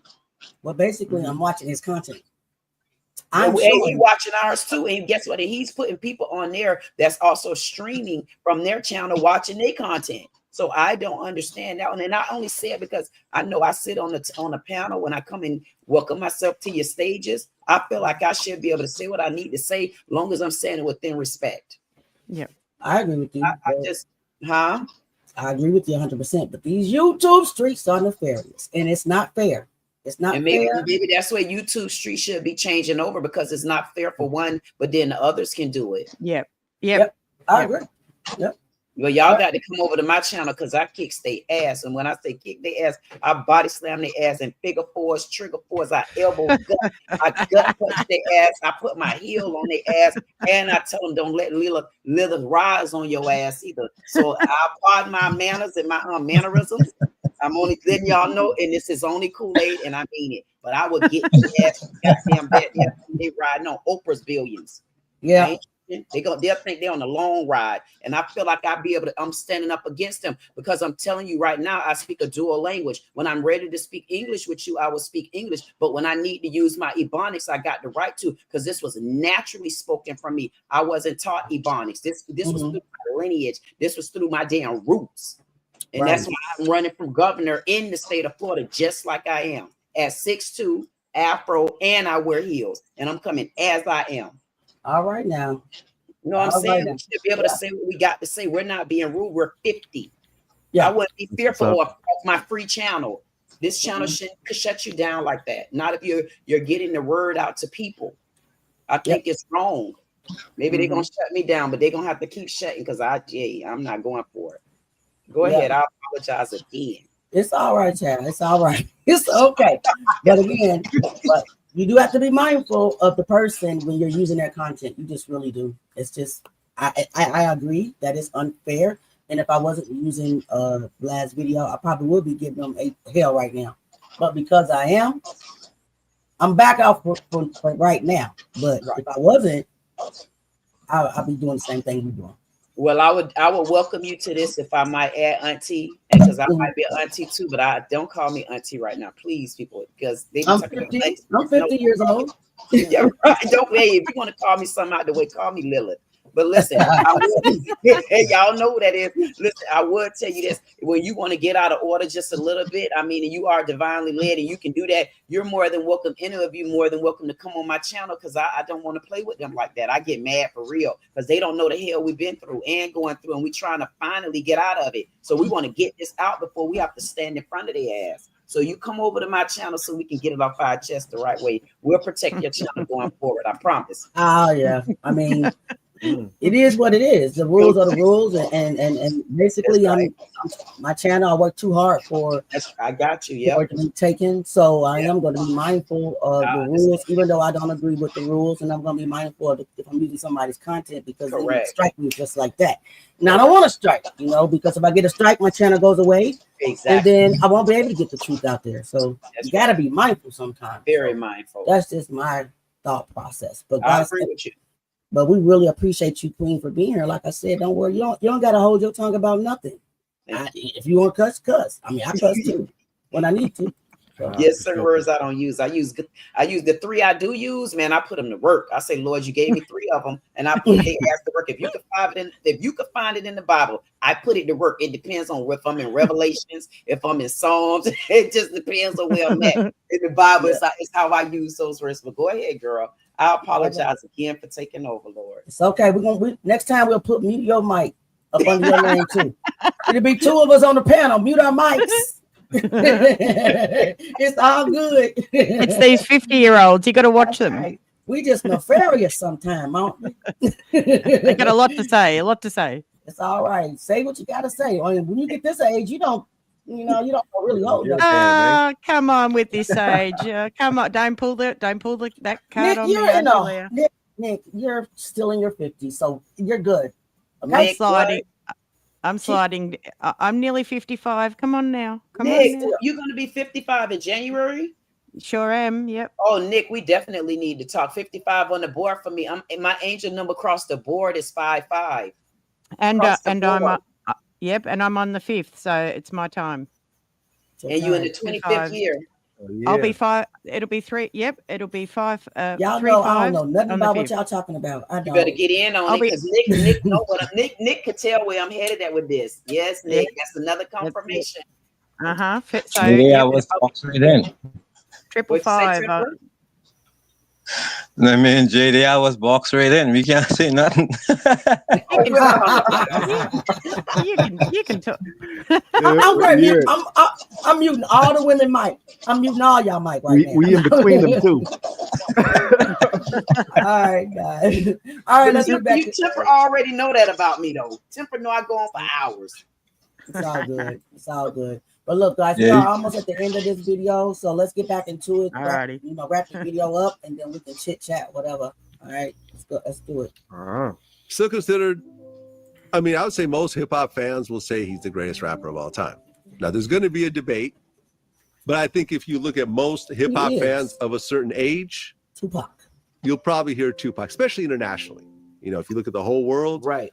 I think he made the biggest impact as a rapper. Now, Vlad, you know that there's cats that may come with a doper bar here or there, but when you ask cats like who do they resonate more with, who do whose music moves you the most, they gotta say Pac. Right now, it's just dope songs. Jay-Z is a hell of a lyricist, but I mean, and he's a hell of a businessman, and anybody else who would come up in the conversation. But I mean, I feel like if you ask Jay-Z who is his favorite rapper, of course he might say Big because that's his dude, but in his heart, he knows it's Tupac. Right. Was there any story, from the times you guys hung out, went on tour, in the studio, whatever, that really stands out in terms of a Tupac story? Mother's Day brunch. Mother's Day, we wasn't on tour, but it was a Mother's Day that Pac invited my whole family to, I think it was a hotel in Beverly Hills. I know it was in Beverly Hills, but long story short, he just laid it all out for my aunties. My grandmother was still alive, so it meant a lot. And that day has been played over and over and over and over and over. I didn't really know that was going to be a part of history. I just knew, like, damn, this dude is doing some shit that's thoughtful.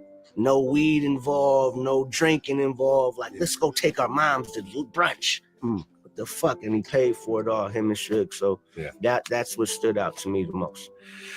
Yeah, I mean, Pac, he has two sides. Obviously, he had the misogynistic side, but I think he loved women more than almost anybody. Down to his mom, his sister, the women in his life. I would agree. I ain't never heard Pac disrespect a woman in her face.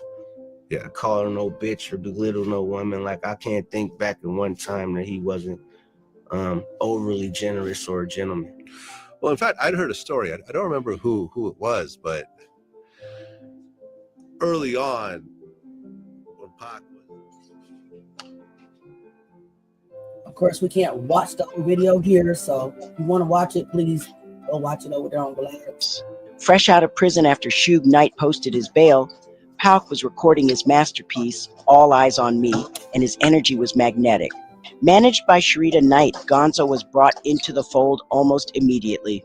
He met Tupac through Corrupt at a studio session, and the two hit it off instantly, forming a powerful bond. This wasn't just a casual thing. Gonzo became part of Pac's inner circle. They toured together, with Caution opening on a tour that was supposed to feature Dr. Dre and Snoop before legal troubles put Pac in the headlining spot instead. They recorded several tracks together like Die and This Life I Lead. Tupac saw a kindred spirit in Gonzo and decided to bring him into his militant ride or die collective, The Outlaws. He personally gave Gonzo a new name, Young Ritzy Outlaw, a sign of his new status. On the intro to his own 1998 debut, If I Live and Nothing Happens, fellow outlaw EDI Mean formally introduced Gonzo as the newest member of the group. For a moment, Gonzo was at the absolute epicenter of hip-hop. He had the respect of a living legend, a spot in the most talked about crew in the world, and a future that looked limitless. On September 7th, 1996, the hip-hop world stopped turning. Tupac Shakur was shot in Las Vegas and died 6 days later. In the aftermath, the death row empire, which was already built on shaky ground, started to crumble. Suge Knight was soon heading to prison, and the artists who defined the label began to scatter. For Gonzo, the dream was over. He left Death Row, a label that had lost its leader and its direction. His relationship with the remaining outlaws also fell apart. Without Tupac holding everything together, internal conflicts boiled over.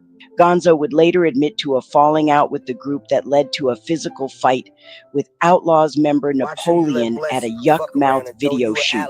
Although they would all reconcile years later, the damage was done. Here you come, white round the motherfucking mouth. His time as an official outlaw was incredibly brief, really only lasting a few months before disputes tore them apart. The group Caution had also officially broken up after Tupac's death, citing conflicts of interest. In the chaotic shuffle that followed, Gonzo, once a chosen protege and a sworn-in outlaw, found himself on the outside looking in. He had become a forgotten soldier. But despite all the setbacks, Gonzo never stopped working. He was a survivor. He released his solo debut album, If I Live and Nothing Happens, in 1998 on Mercury Records, but the label wasn't about to pay the crazy fees to clear the star-studded tracks he'd recorded with Tupac and the Dog Pound, so those legendary collaborations stayed locked in the vault. He proved his resilience by co-founding a new supergroup called The Regime with West Coast veteran Yuckmouth, Tech Nine, and others. He kept releasing solo albums and mixtapes, staying active in the underground scene and collaborating with tons of West Coast artists. He was still respected, still known for his talent, but that mainstream spotlight that seemed destined for him had moved on. He became a voice from a bygone era, hustling to keep his career alive in an industry that had completely changed. Later in his life, Gonzo tried to channel his experiences into a new mission. He became a vocal advocate for ending street violence. Alongside comedian Bosco 100 and with backing from Snoop Dogg, he co-founded Gloves Up, Guns Down, a celebrity boxing organization. The whole point was to give people a way to settle beefs in the ring instead of on the streets, a powerful mission for someone who had seen so much violence in his own life. And impacts everybody that person loves, right? And so the gun problem is really a grief problem in our community. And many of these kids, because they've seen family members, loved ones go through gun violence, they're grieving. And if you don't know what to do with your grieving, you're going to do the best thing you know how to do. And a lot of them, they're tempted to go toward guns, right? And so here, what we teach them is emotional regulation techniques. We also teach them how to be mentally tough. Like boxers have to be mentally tough. They got to block out all of the negative. A program like this is systemically important because it gives our kids an alternative to settling beef with bullets by teaching them the tried and true art of boxing. One, so it helps because it gives them an alternative. Number two, it helps because it gives them confidence. This program is really personal to me. Like, I got family members that died to gun violence. So I want to help the kids, show them that we could provide positive outlook to manage the end. It's keeping me busy and out of stuff because usually people my age, they're usually like into stuff that they're not supposed to be into. So it's definitely something that distracts me from not being into stuff like that. This is more than just us teaching them. Like, you can't imagine how much we come out of pocket with keeping kids hydrated and things like that. That, like I said, it's beyond money for us. This is beyond money. This is really a passion to save our youth. It just helped build that brotherhood. That's how we carry it here. Like the girls who come here, they are sisters, the guys and the brothers, and we just, we carry like that. I think that's one of the main things that help as far as like with violence and giving kids and giving people, even some adults, giving us that sense of ownership, to having something, to being a part of something, and like a family. I mean, it feels awesome. I feel great because, like, I'm not too old, but some of the kids look at me like, Coach Vic, Mr. Vic. I'm like, oh man, like that feels like awesome to me. Like, I'm a coach now. Like, not too long ago, I was calling other people coaches. You know what I mean? So it's like, it means the world to me, for real.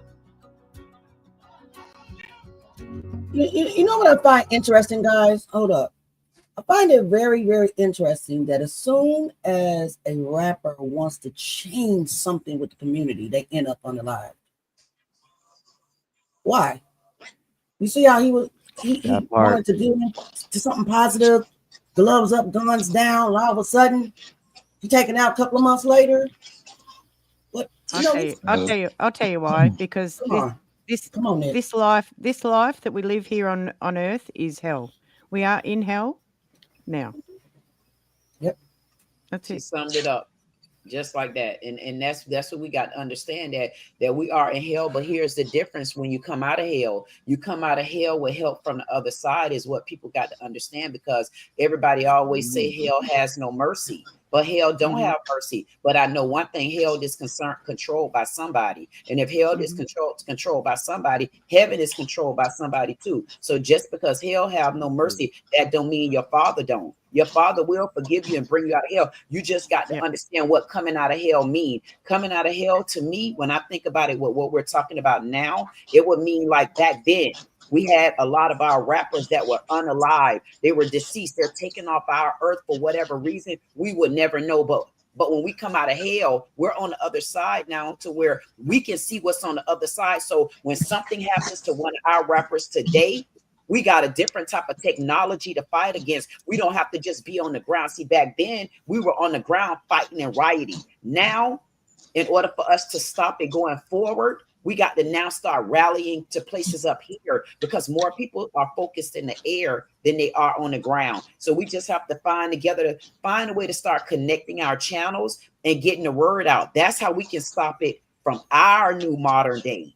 Back then we couldn't do it, but a solution is if we start talking about it, and not just one channel. If we're all together, we all need to wrap around the channel and add our comments just to blow it up in the air and support.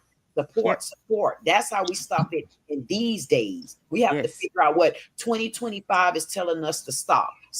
But what's stopping it? What do we do as a solution? That's what the solution is right now. I apologize again. Damn, I'm so tired of apologizing. Auntie Leah, yes. Queen reminds me a lot of you. All right. Listen, I'm back here enjoying somebody else talking. Let me come put on her to mute my mic. Listen, you know what? I'm gonna be honest with you, Auntie. I was on another panel, I was on another stage, and I seen this realm right here. And every time I tried to, and Nick know what I'm talking about. Every time I tried to wrap my nosy ass around whether or not this is the home I was supposed to be in, for some reason it seemed like Bo Rickles was thrown in there. People was kicking their goddamn elbows. I'm like, you don't know me? You ain't hear me talking? Y'all don't see me on this damn stage? For some reason, I couldn't get comfortable on the stage. But I tell you what, I can officially tell you tonight, I passed the test again through the Golden Gate, because one, our temper Temper made it in my life, and you won't believe me and Temper met on another channel. And we're going to bring that channel aboard because we talk about stuff like that. And then for me to meet you, Auntie Leah, and then definitely for me to meet Nick. And then here go Jay. I say, yep, Jay is the one I'm going to be sitting down talking to, because me and him going to be picking out them damn afros on the same day. I'm going to say, Jay, I pick my afro out too on their ass. And then you, Auntie, you are the one that I should have been sitting with, because the other lady that I was sitting with, there she go throwing Boriccas at me again. I said, but I done found me a home, and I know I'm gonna be welcome. And I'm gonna tell y'all, even then, I'm tired of apologizing. Yeah, welcome. It's welcome. You don't have to apologize. It's all good. It's all good. Guys, we are almost, but I want to explain what we're looking at. What we're looking at, like Gonzo and Bosco 100, they had beef, right? They was going back and forth on the internet and stuff like that. But when Gonzo came up with gloves up, guns down, they actually got in the ring and they settled their differences in the ring, which I think was dope. Dope idea. A couple of months like later. Men should. Like men should. This is the real. This is the real thing. Yep. So this is what we're looking at now. Nobody really won. It was a draw fight, but it wasn't. I don't think that nobody was supposed to win. Just settle your frustrations. And hang on, and even some women should. I'll go some rounds with some women. Bring it on. Ain't nobody fighting you. Yeah, man. Yes, they want to. Nick. They want to have a crack. I'm gonna pick up a log and slap the shit out you. That's what I'm gonna do. I'm not great to fight you. Oh, you and me in the ring, Auntie Leah. Empire, what are you going to say about that? Huh? When A and B talking, I see my way out. Yeah, I know, right? And Temper's not getting ready to get in the middle of me and you talking. Always in the middle. Get into the ladies' fight. No, Temper's so wise. He like, I see my two aunties talking. I ain't saying nothing.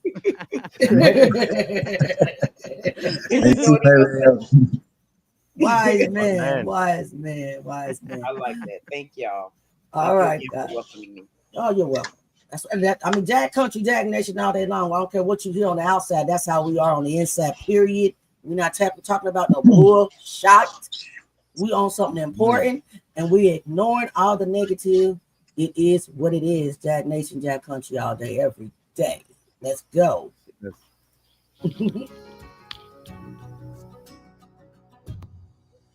Okay, getting off the short hooks. Okay, Bosco been in the gym training. He got it. Okay. I see. Oh, look at him. They both anxious right now. It's all about, taking your time and setting up. Who's commentating? It's a big celebrity Snoop fight Dogg. Snoop. Listen, they have great That's form why. actually. I see that. They're using a jab. Gonzo's trying to work the body. They'll come upstairs. I love it. I love it. Saw a little neat action, but they're working it out. Referee just let him. We saved the MMA for later. Yeah, the referee. He's staying far away.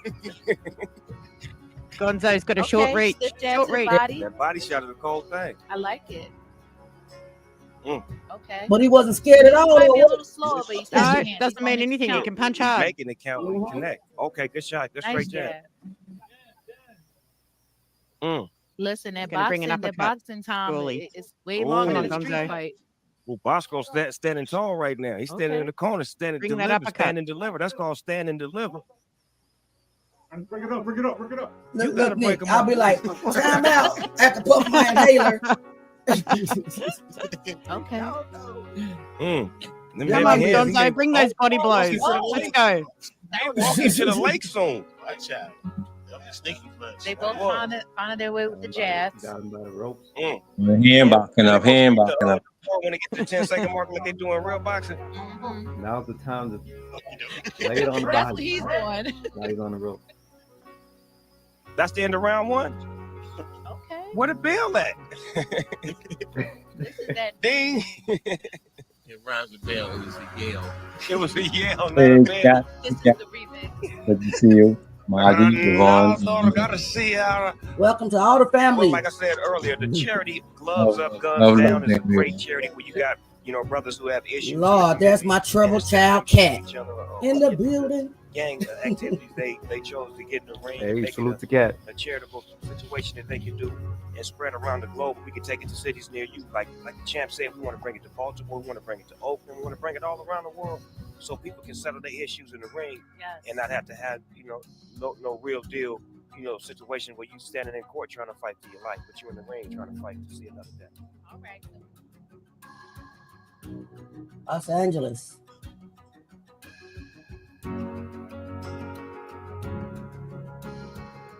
All right, guys. So it looks like that we are about to possibly come up on the songography. That one person is no, now not dead yet. after the shooting in White Center that we have been talking about all morning.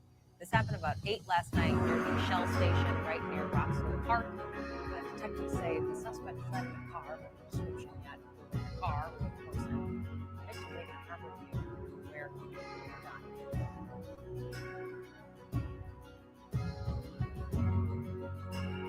Tragically, he couldn't escape the very thing he was fighting. On July 30th, 2021, while in Seattle, Washington, Ronald Gonzo Moore was shot and killed. He was shot 3 times after an altercation at a bowling alley, managing to stumble to a nearby gas station before he collapsed. He was only 45 years old. His murder is a brutal, senseless end to a life that was defined by incredible highs and devastating lows. The man who survived the implosion of death row and was trying to promote peace was gunned down, his story cut short. Gonzo's story is a perfect snapshot of the promise and the peril of the 90s West Coast scene. He had the talent, the drive, and the cosigns from 2 of the most important figures of the era, Ice Cube and Tupac Shakur. He stood on the biggest stages and was part of one of the most legendary crews in rap history. But his journey is also a cautionary tale about how fast fortunes can turn, how loyalty can break, and how easily a legacy can be buried by bigger names and tragic headlines. He wasn't just a footnote in Tupac's story or some forgotten artist from Cube's label. He was a gifted MC, a survivor of a brutal industry, and a man who, in the end, tried to use his platform for something good. His life reflects the raw, unfiltered, and often tragic reality of the world that created the music we now call classic. He was one of Death Row's forgotten soldiers, but his story and his voice deserve to be remembered. If you want to hear more untold stories from hip-hop history, make sure to like this video and subscribe to the channel. Thank you for walking with me through the life and legacy of Gonzo. His story reminds us that behind every lyric, behind every beat is a human life. A son, a brother, a friend, and too often, a life cut short. As we celebrate his music and remember his message, let us also reflect on the cost. The cost of violence, the cost of silence, the cost of a culture losing so many voices before their time. To my audience, I thank you for listening, for remembering, and for honoring Gonzo with me today. Because in the end, we cannot deny the truth. Hip-hop is a graveyard, but it is also a memorial. And through documentaries like this, through stories like Gonzo, the fallen and I'm will not never talking about be how long I forgotten. live physically. A whole lot of us make a lot of money selling death and our reality, whatever you want to call it. And you want to be celebrated for years to come. But remember how fast motherfuckers forget the dead. You want to be remembered? Bring value to people's lives. I've made a few hit records, yeah, but the DMs I get for the value that I bring to people's lives will supersede everything. Bring value. Wake your game up. When you think of Gonzo, bro, I don't want you to think of another dead rapper. So this is Bob. Bob is he was Gonzo's manager for many years. I did invite Bob to the show via email. I did not hear from him back from him yet. Maybe he will respond. Maybe he won't. I will continue to try to get live interviews, and I believe that one day God will open up that door. My faith, my channel is actually being grown by faith. So it will happen. But let's just take a look at what he says about who Gonzo really was. Okay. I want you to think of a phenomenal rapper, a very talented person, a really smart individual, a father, and a guy who really had gotten his life together and was doing big things. I don't want Gonzo to be a footnote in history. Oh, he was Pac's friend. All of Pac's friends are getting killed. Well, Pac ran with a bunch of people who've gotten killed, but Pac also had a lot of friends who aren't killed. You know, Assassin's not dead. Mopreme Shakur is not dead. There's a whole lot of people. EDI is not dead. There's a whole lot of people that ran with Tupac that are not dead. In this game, especially in the gangster rap genre, people die. And unfortunately, in the inner cities, people die. And unfortunately, black men in America die due to violence. I'm praying that all of his fans and his family and everybody can get through this together. Please remember Gonzo as the good person he was. He was a really good person. He really was.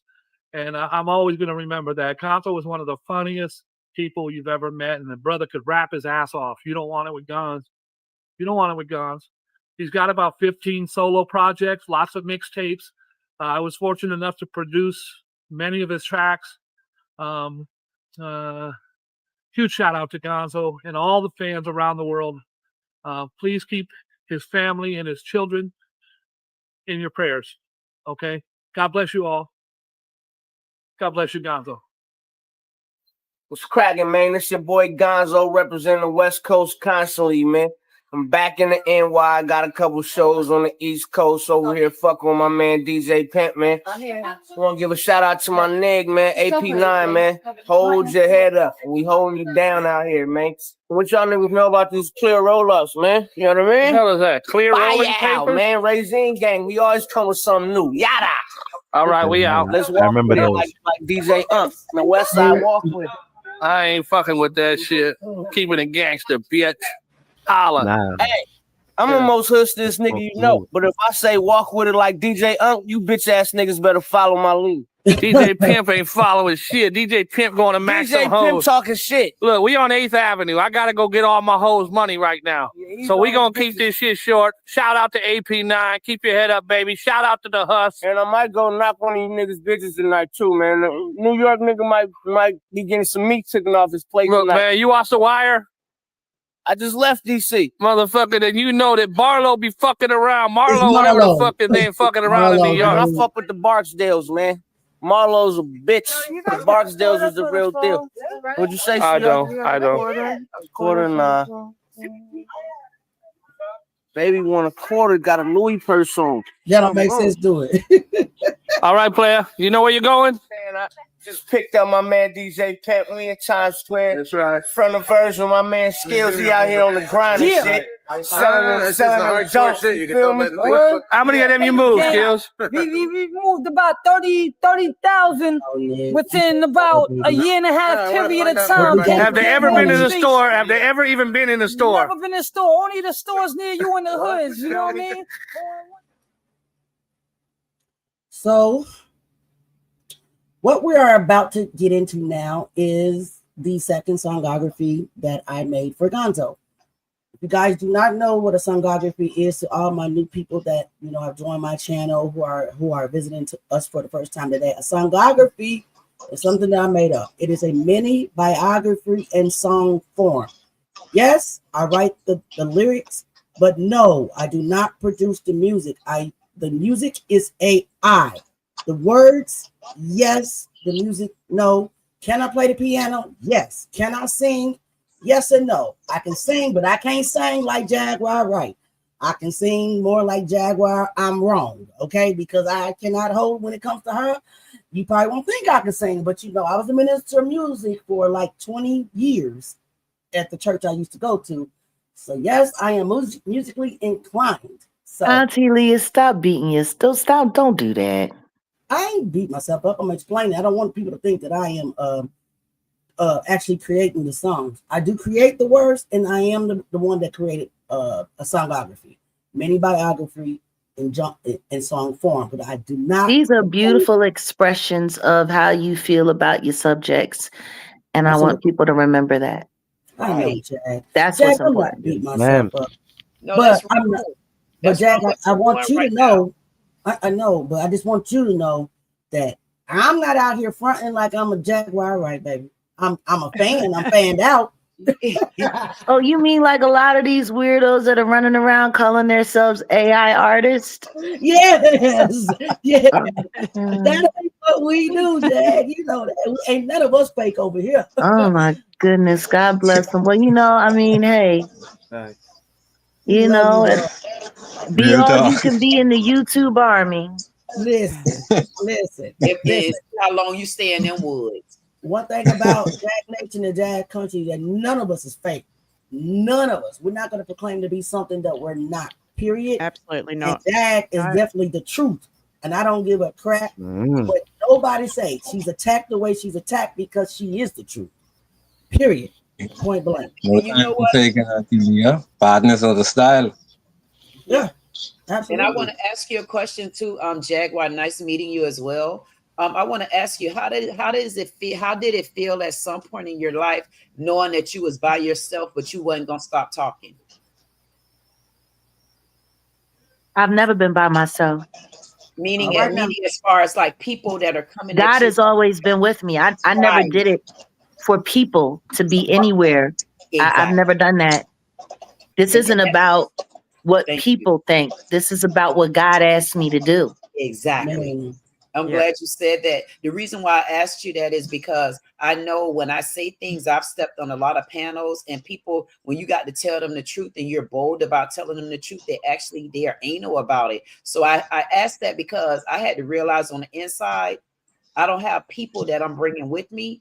All I had to do was make 3 commitments from my heart. And as long as I keep my commitments here, I'm going to say what I said. I'm going to mean what I'm saying, and I'm not taking it back. And if I have to take it back, it's because you lied when you told me the story the first time. God damn it. Sorry. And I say sorry, I don't really mean it. Y'all know me going forward. When I say sorry, I don't mean it. When I say I apologize, I mean it. When y'all hear me say sorry, say she don't mean that. Because they do. Jag is not. I was meaning by that. Because I know at some point, Jaguar, at some point, did you feel like everybody just was coming at you, but you still was coming back at them until they just realized you wasn't going to give it up? She's never going to give it up. Never. And she's I like that. That's what the fight I want. Never, ever. Her strength comes from God. When your strength comes from the Lord, then you ain't scared of nothing. I feel like I'm at home now for real. I'm not being funny. I feel like I wanted to do like this just now. Where have you been? What took you so long? Looking for y'all asses. Welcome home. Y'all know how long I've been hunting in the woods looking for y'all. Now I can't quit talking. I've been hunting for y'all. You can't compromise truth tellers. Huh? I said there's no compromising with truth tellers. I'm telling Listen. None at all. So with that being said, guys, we're going to wrap up the live, but right now I'm going to finish up the songography. Listen to the words, as I always said. I know Jag told me stop beating myself up. I'm not beating myself. Yeah, and I told you too. I told you too. I'm about to mute. No, I'm just playing. Mute her. Mute her and leave her to me. Mute her. I'm y'all asses. This is mute. Okay. So, with that being said, we're about to get into the songography. And that's what I always encourage you guys to do. Listen to the words, okay? The words, all right? I'm going to unmute y'all, I promise you. But we're about to wrap up the video, and then we can all talk, ask questions or whatever. But let's just finish this up, okay? Let's get it.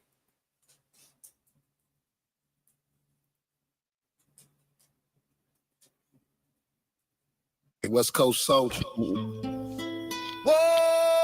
whoa, whoa. Legends never die.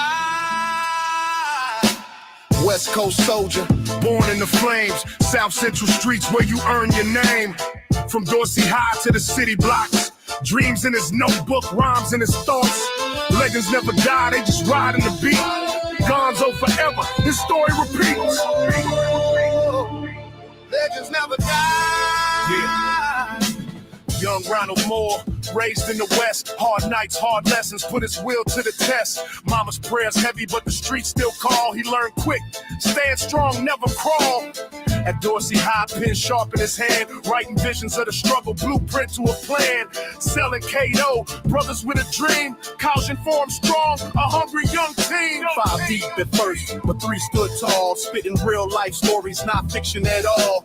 Talent shows lit, the hood gave love, word reached Ice Cube, Blessings from above, signed the lynch mob. The moment had arrived, South Central low scandalous, kept the West alive. Street symphonies, raw pain and pride. Young kings with a vision, no mask to hide. From the block to the stage to the world so wide. Dreams of escape, but the pain won't hide. Legends fall, but their echoes remain. Through the beats, through the mic, through the joy and pain. On the back to the stage, that the walls go wide. Dreams of escape, but the pain won't hide. Legends fall, but their echoes remain. Through the beats, through the mic, through the joy and pain. After Cosby split, he walked his own road, carrying the weight of the stories he told. Albums drop, mixtapes in the wind. Every rhyme sharp like the blade of his pen. Cross paths with the outlaws, bonded with pop. Brotherhood eternal, no force could stop. Shared visions of struggle, freedom and fight. Rebels of the West spitting truth every night. But fame don't erase the pain in your chest. The trials, the battles, the tests of the West. Life moved fast, friends failed, time froze. Yet Gonzo kept pushing, kept standing close. Even when the world tried to dim his flame, he rose from the ashes, he carved his name. Every verse a prayer, every song a creed. For the kids in the struggle, planting hip-hop seeds. West Coast soldier, never fade away. Your truth and the music here to stay. Hip-hop's graveyard, but the legends breathe.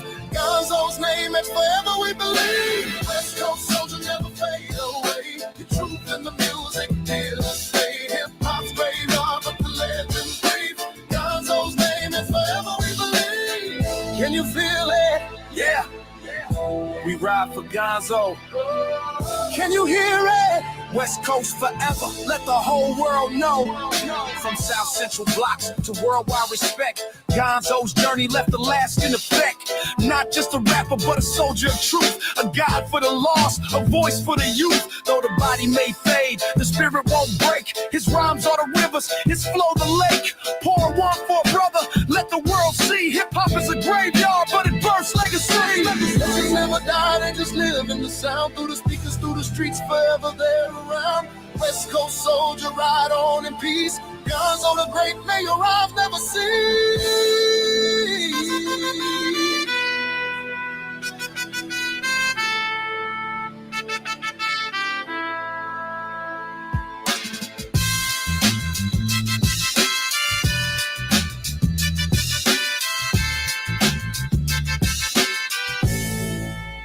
Thank y'all. Thank y'all.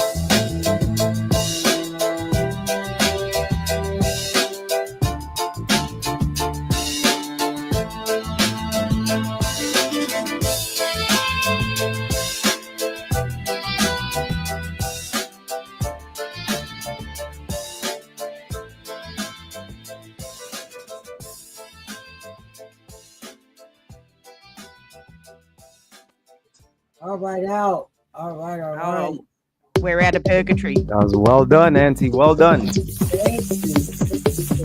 Love And it, Mizak, love it.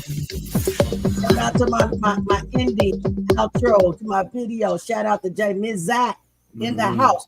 By the way, it's commercial time because I just want to show you guys why my channel looks the way it does. Well, I'm getting ready to show you why it looks the way it does. It's all because of Jay Mizak in the house. He made me a commercial like I asked him to. So, and he has a funeral on Yes. Specials for the end of the week.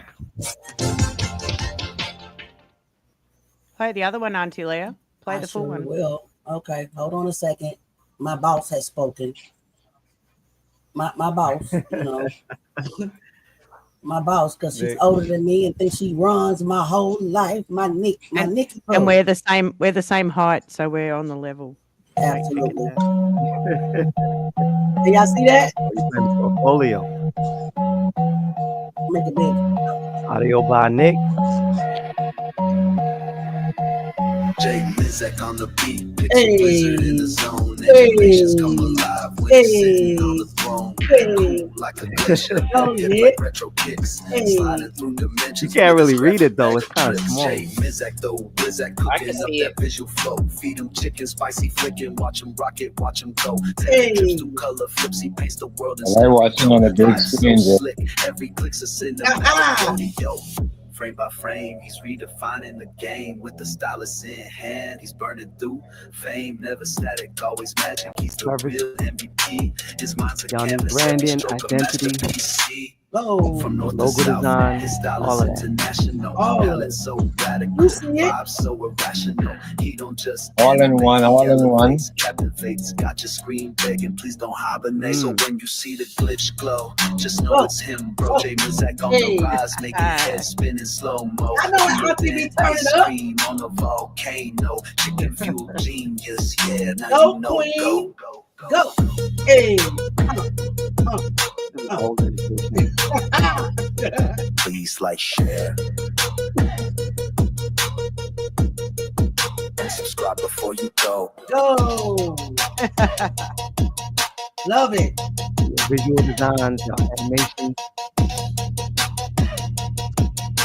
That's what I do on my channel. Yeah. Yes. That's what's Get up. it. Hey, get it. So, if you guys like the way my channel look, J Mizak will be the reason why it looks the way it looks. You got Nick on the beat on this commercial. Yeah. Beat is dope. Please subscribe to all affiliated channels. Thank you. You don't sell animation. You sell results. Please like, share, and subscribe before you go.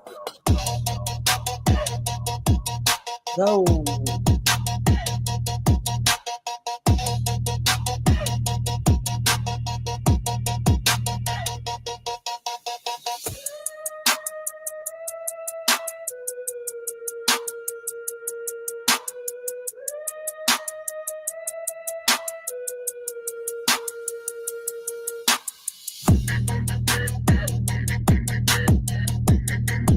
Oh, I do like a bit of bass.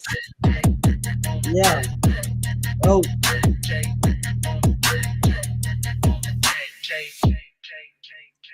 Perfect. Again. Yep. For your animations. Like that.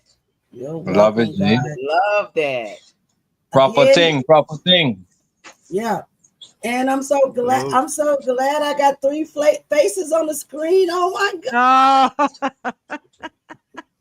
You know how good that is? 333, man. You better start looking up your zodiac sign. That's my number. Yeah. I've been seeing 333 all my life. That's my number. I don't really know. I know it's an angel number. You better look it up, associated with your sign. Look it up, and it'll tell you. I'll do it. I'll help her out. Don't you worry. Yes. Oh my God! Here come Technique. I'm still bouncing the song.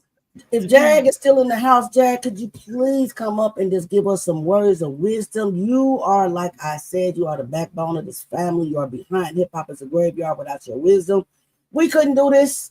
We couldn't do this without you all set in the West. If you guys are still here, please come up and close us out. You know how your family backs you. You know how much we appreciate you. You know how much we think y'all dope.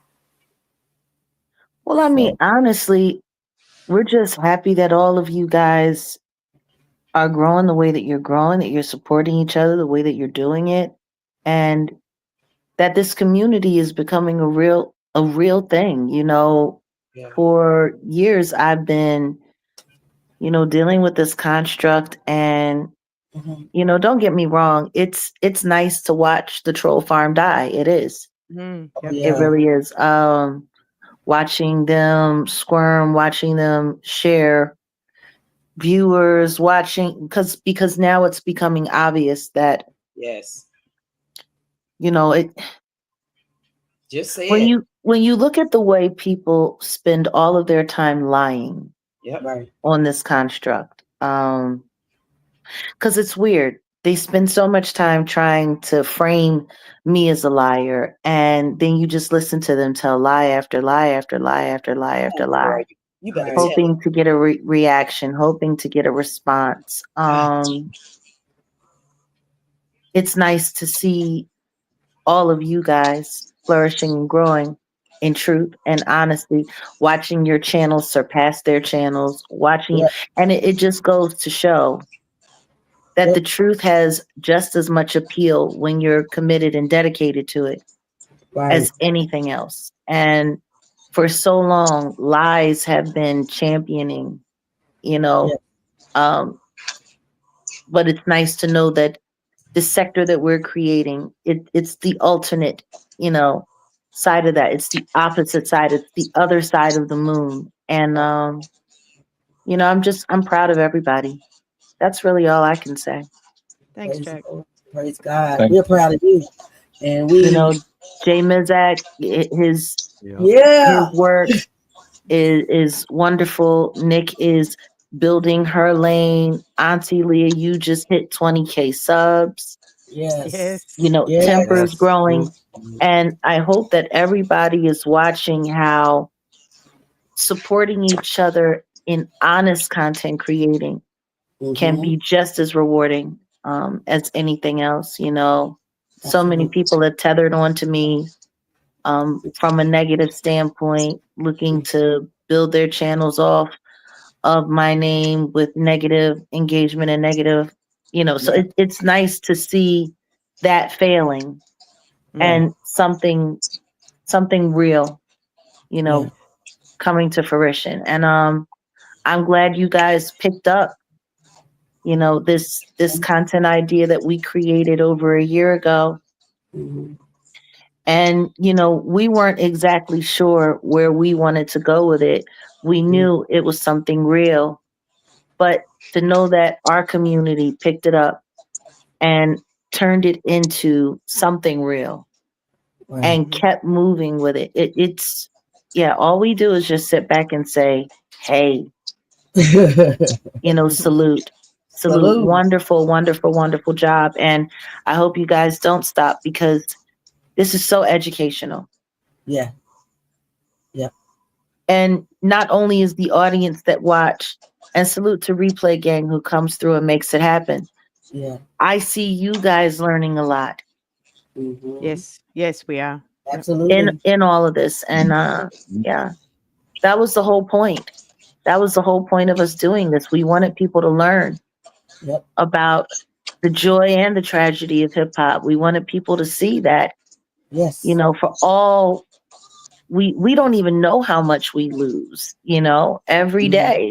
You know, we know the big names that come across the screen, but like you said, you would have never known anything about Gonzo if you hadn't have gone down that path. And that was part of the reason why we wanted to even bring this to the construct as a viable content opportunity, because unfortunately we've lost so many. You're never going to run out of content with this. That's the sad part. That is the sad part. Yep. And we're celebrating their life. We're not celebrating, you know, how they went, but we're but that's the joy. Mm-hmm. You know, every last one of these artists, these unsung artists are not only getting eulogies, but they're getting awake and they're getting a repass and they're getting a lot of what they didn't get before. And now it's here, it's on this construct. And that's what this community has come together to do. And that's just what it is. That's beautiful. Yep, never forgotten. And we can sleep at night, Jag. The other ones, don't know how they sleep, but I don't either. I don't think they do. I don't think they do either. And you know what? I'm waiting for sleep deprivation to kick all the way in. Mm-hmm. But I think too, Jack, I think we got to understand this too. When do the devil get tired of raising hell though? Never. So we gonna always be, they gonna always raise hell. And guess what? And we just have to make sure we build those communities and make sure that we know that we wanna keep going forward. I don't worry about something that's not even on my radar, sweetheart. Right. Yep. Like that's the whole point. Yep. It's not even on the radar. Yep. Mm-hmm. It's not even on the radar. It doesn't even exist. Yep. Keep going. And that's what we do in that country. That's what we do. We keep going. She's like the epitome of strength. And we learn from that, though. This whole family learns, and we look at what she's been through, and we look at her, the sacrifices she made to basically tell the truth. Sit your ass down, dog. What's wrong with you? And we admire her. And we stand behind her 10 toes. I don't play none of that. I don't play with trolls at all. We're not going to dance. You're not going to come to my channel. You're going to get blocked immediately. I'm not going to play with you, period. And they know that. That's why they don't come here. Yeah. It's all about the truth here. Yep. And I just can't understand how they can sleep at night, how they can look at themselves in the mirror for how they treat another human being. I don't understand it. What is wrong with them? There's something it doesn't matter that it's you, Jag. I mean, it does matter, but to do that to anyone, for thousands of people. It's a mental illness. It's a mental illness. It's all about money. They don't care what they do for $1. They have no. I'm talking about what integrity is. I'm talking about the people that follow them.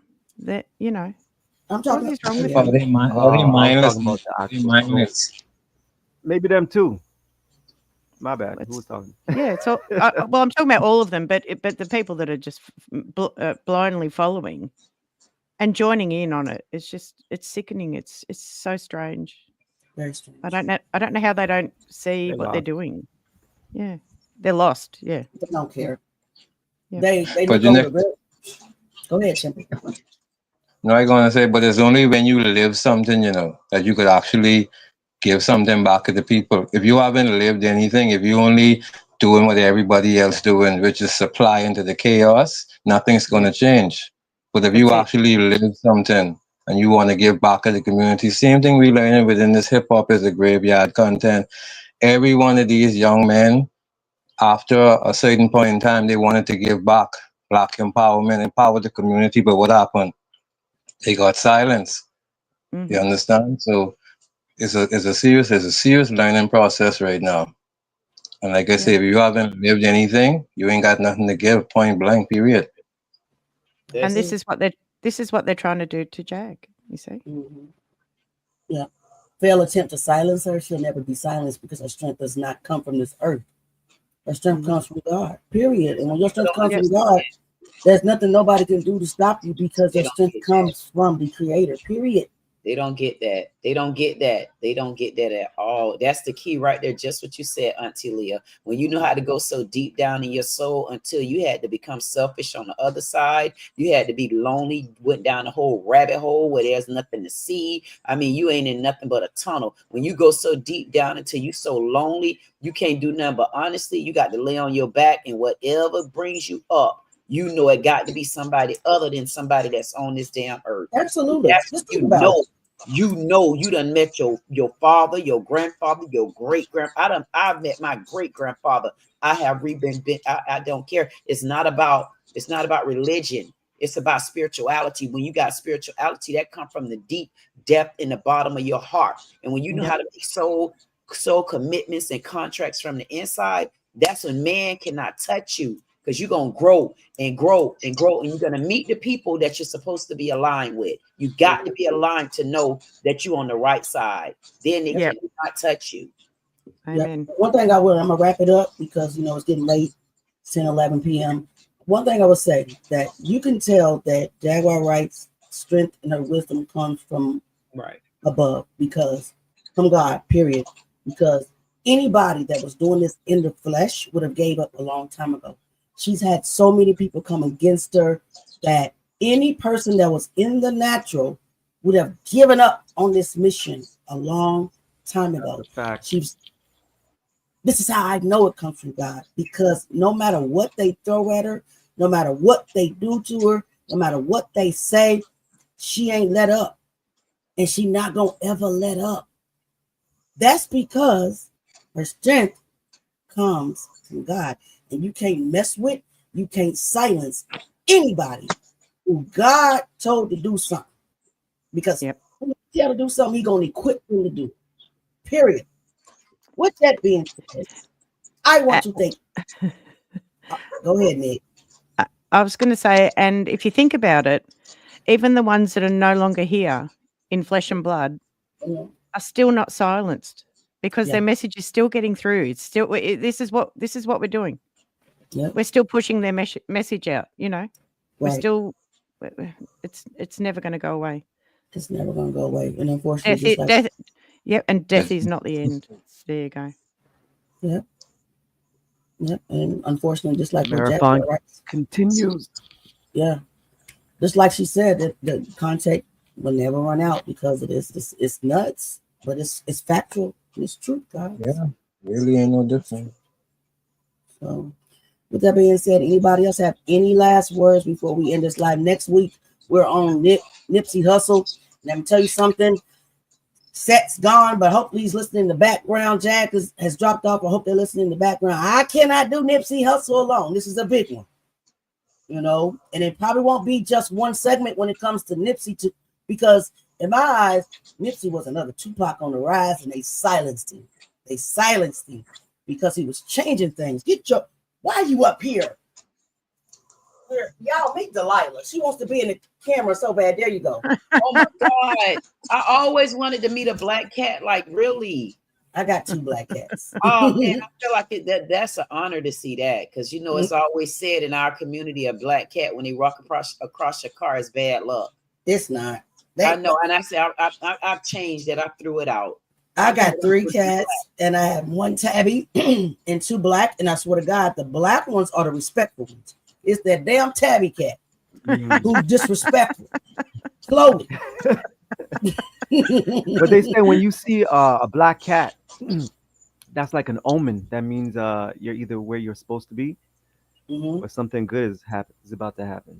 That's why I wear my black now. Delilah. Delilah. And the other one is Binks. Now he won't jump up here. Binks is so respectful. He won't. Delilah, little disrespectful ass though. She always jumping up here. I gotta argue with her all day long. Like, get down, Delilah. Goodbye. But anyway. But guys, as always, I love each and every one of you. I appreciate each and every one of you guys. Please share the live. Please like the live. Tell your mama, your daddy, your aunties, cousin, sister, brother that we live with this thing every week. We are doing Nipsey Hussle the next time, and I'm praying that that I really need Set and Jack to head. I'll make the video. You know, I think I'm getting a little good at making videos. Yes, you are. You know, I know my entries be a little long, but I'll get that in mind. But the Holy Spirit's teaching me little about making videos like movies and putting all these little stock videos together. I think I'm getting better at that thing. So I am praying that Jack and Set, will come in with and head on Nipsey, because this is more this Nip's story needs this, right?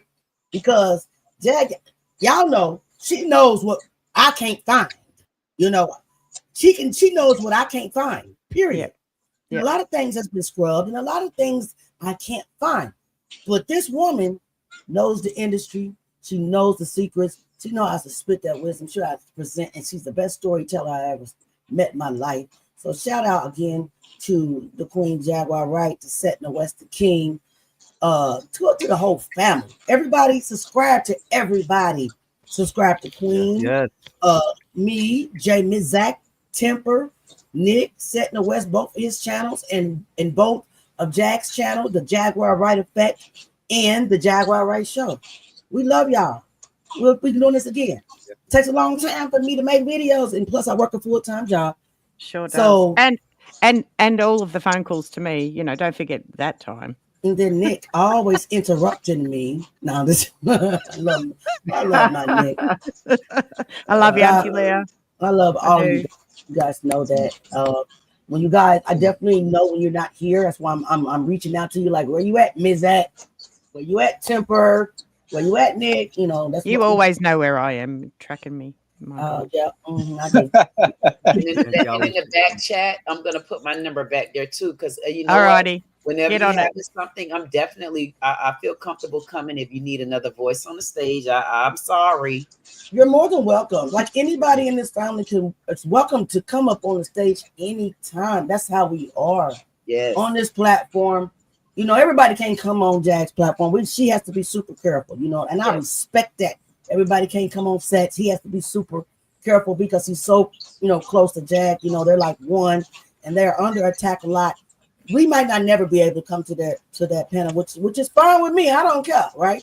But when it comes to her affiliated channels, her sub channels, you guys are welcome to come up on the panel. That's what we do in this family, you know. So until next time, Nick will be dropping, Jay Mizak will be dropping, Temper will be dropping, Queen. I don't know if you do videos, but you know, tune in to Queen as well.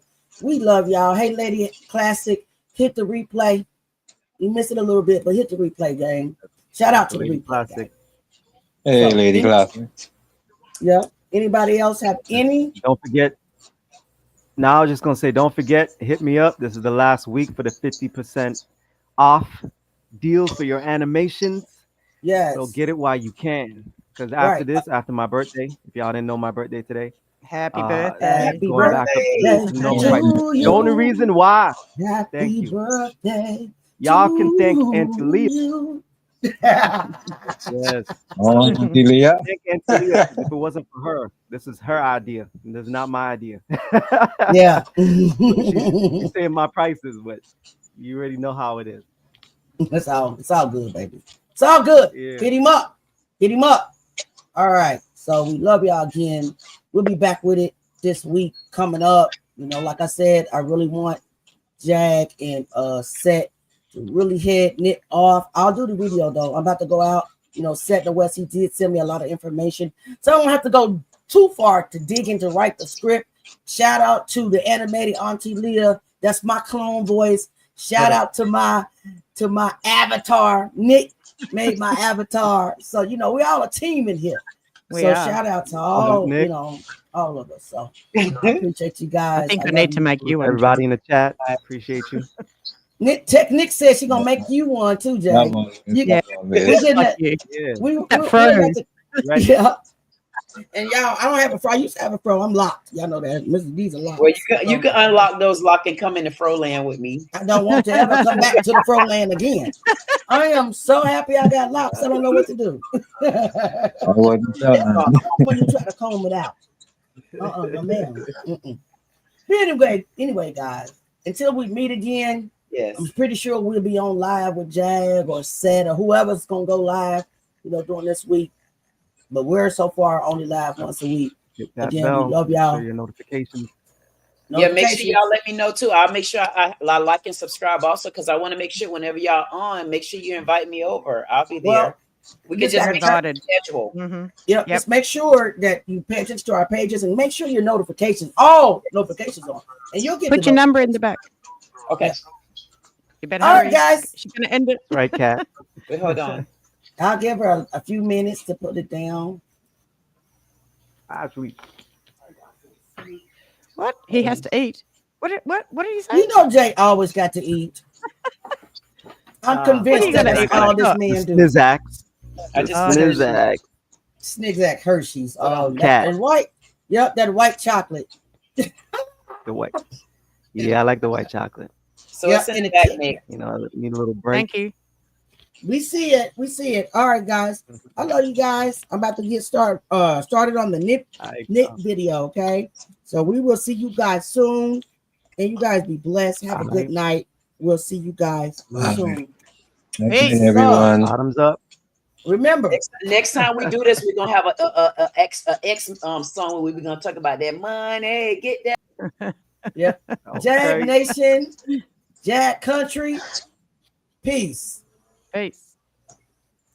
Night, night. Please like, share, and subscribe. Thanks for coming. Please like, share, and subscribe. Come back again.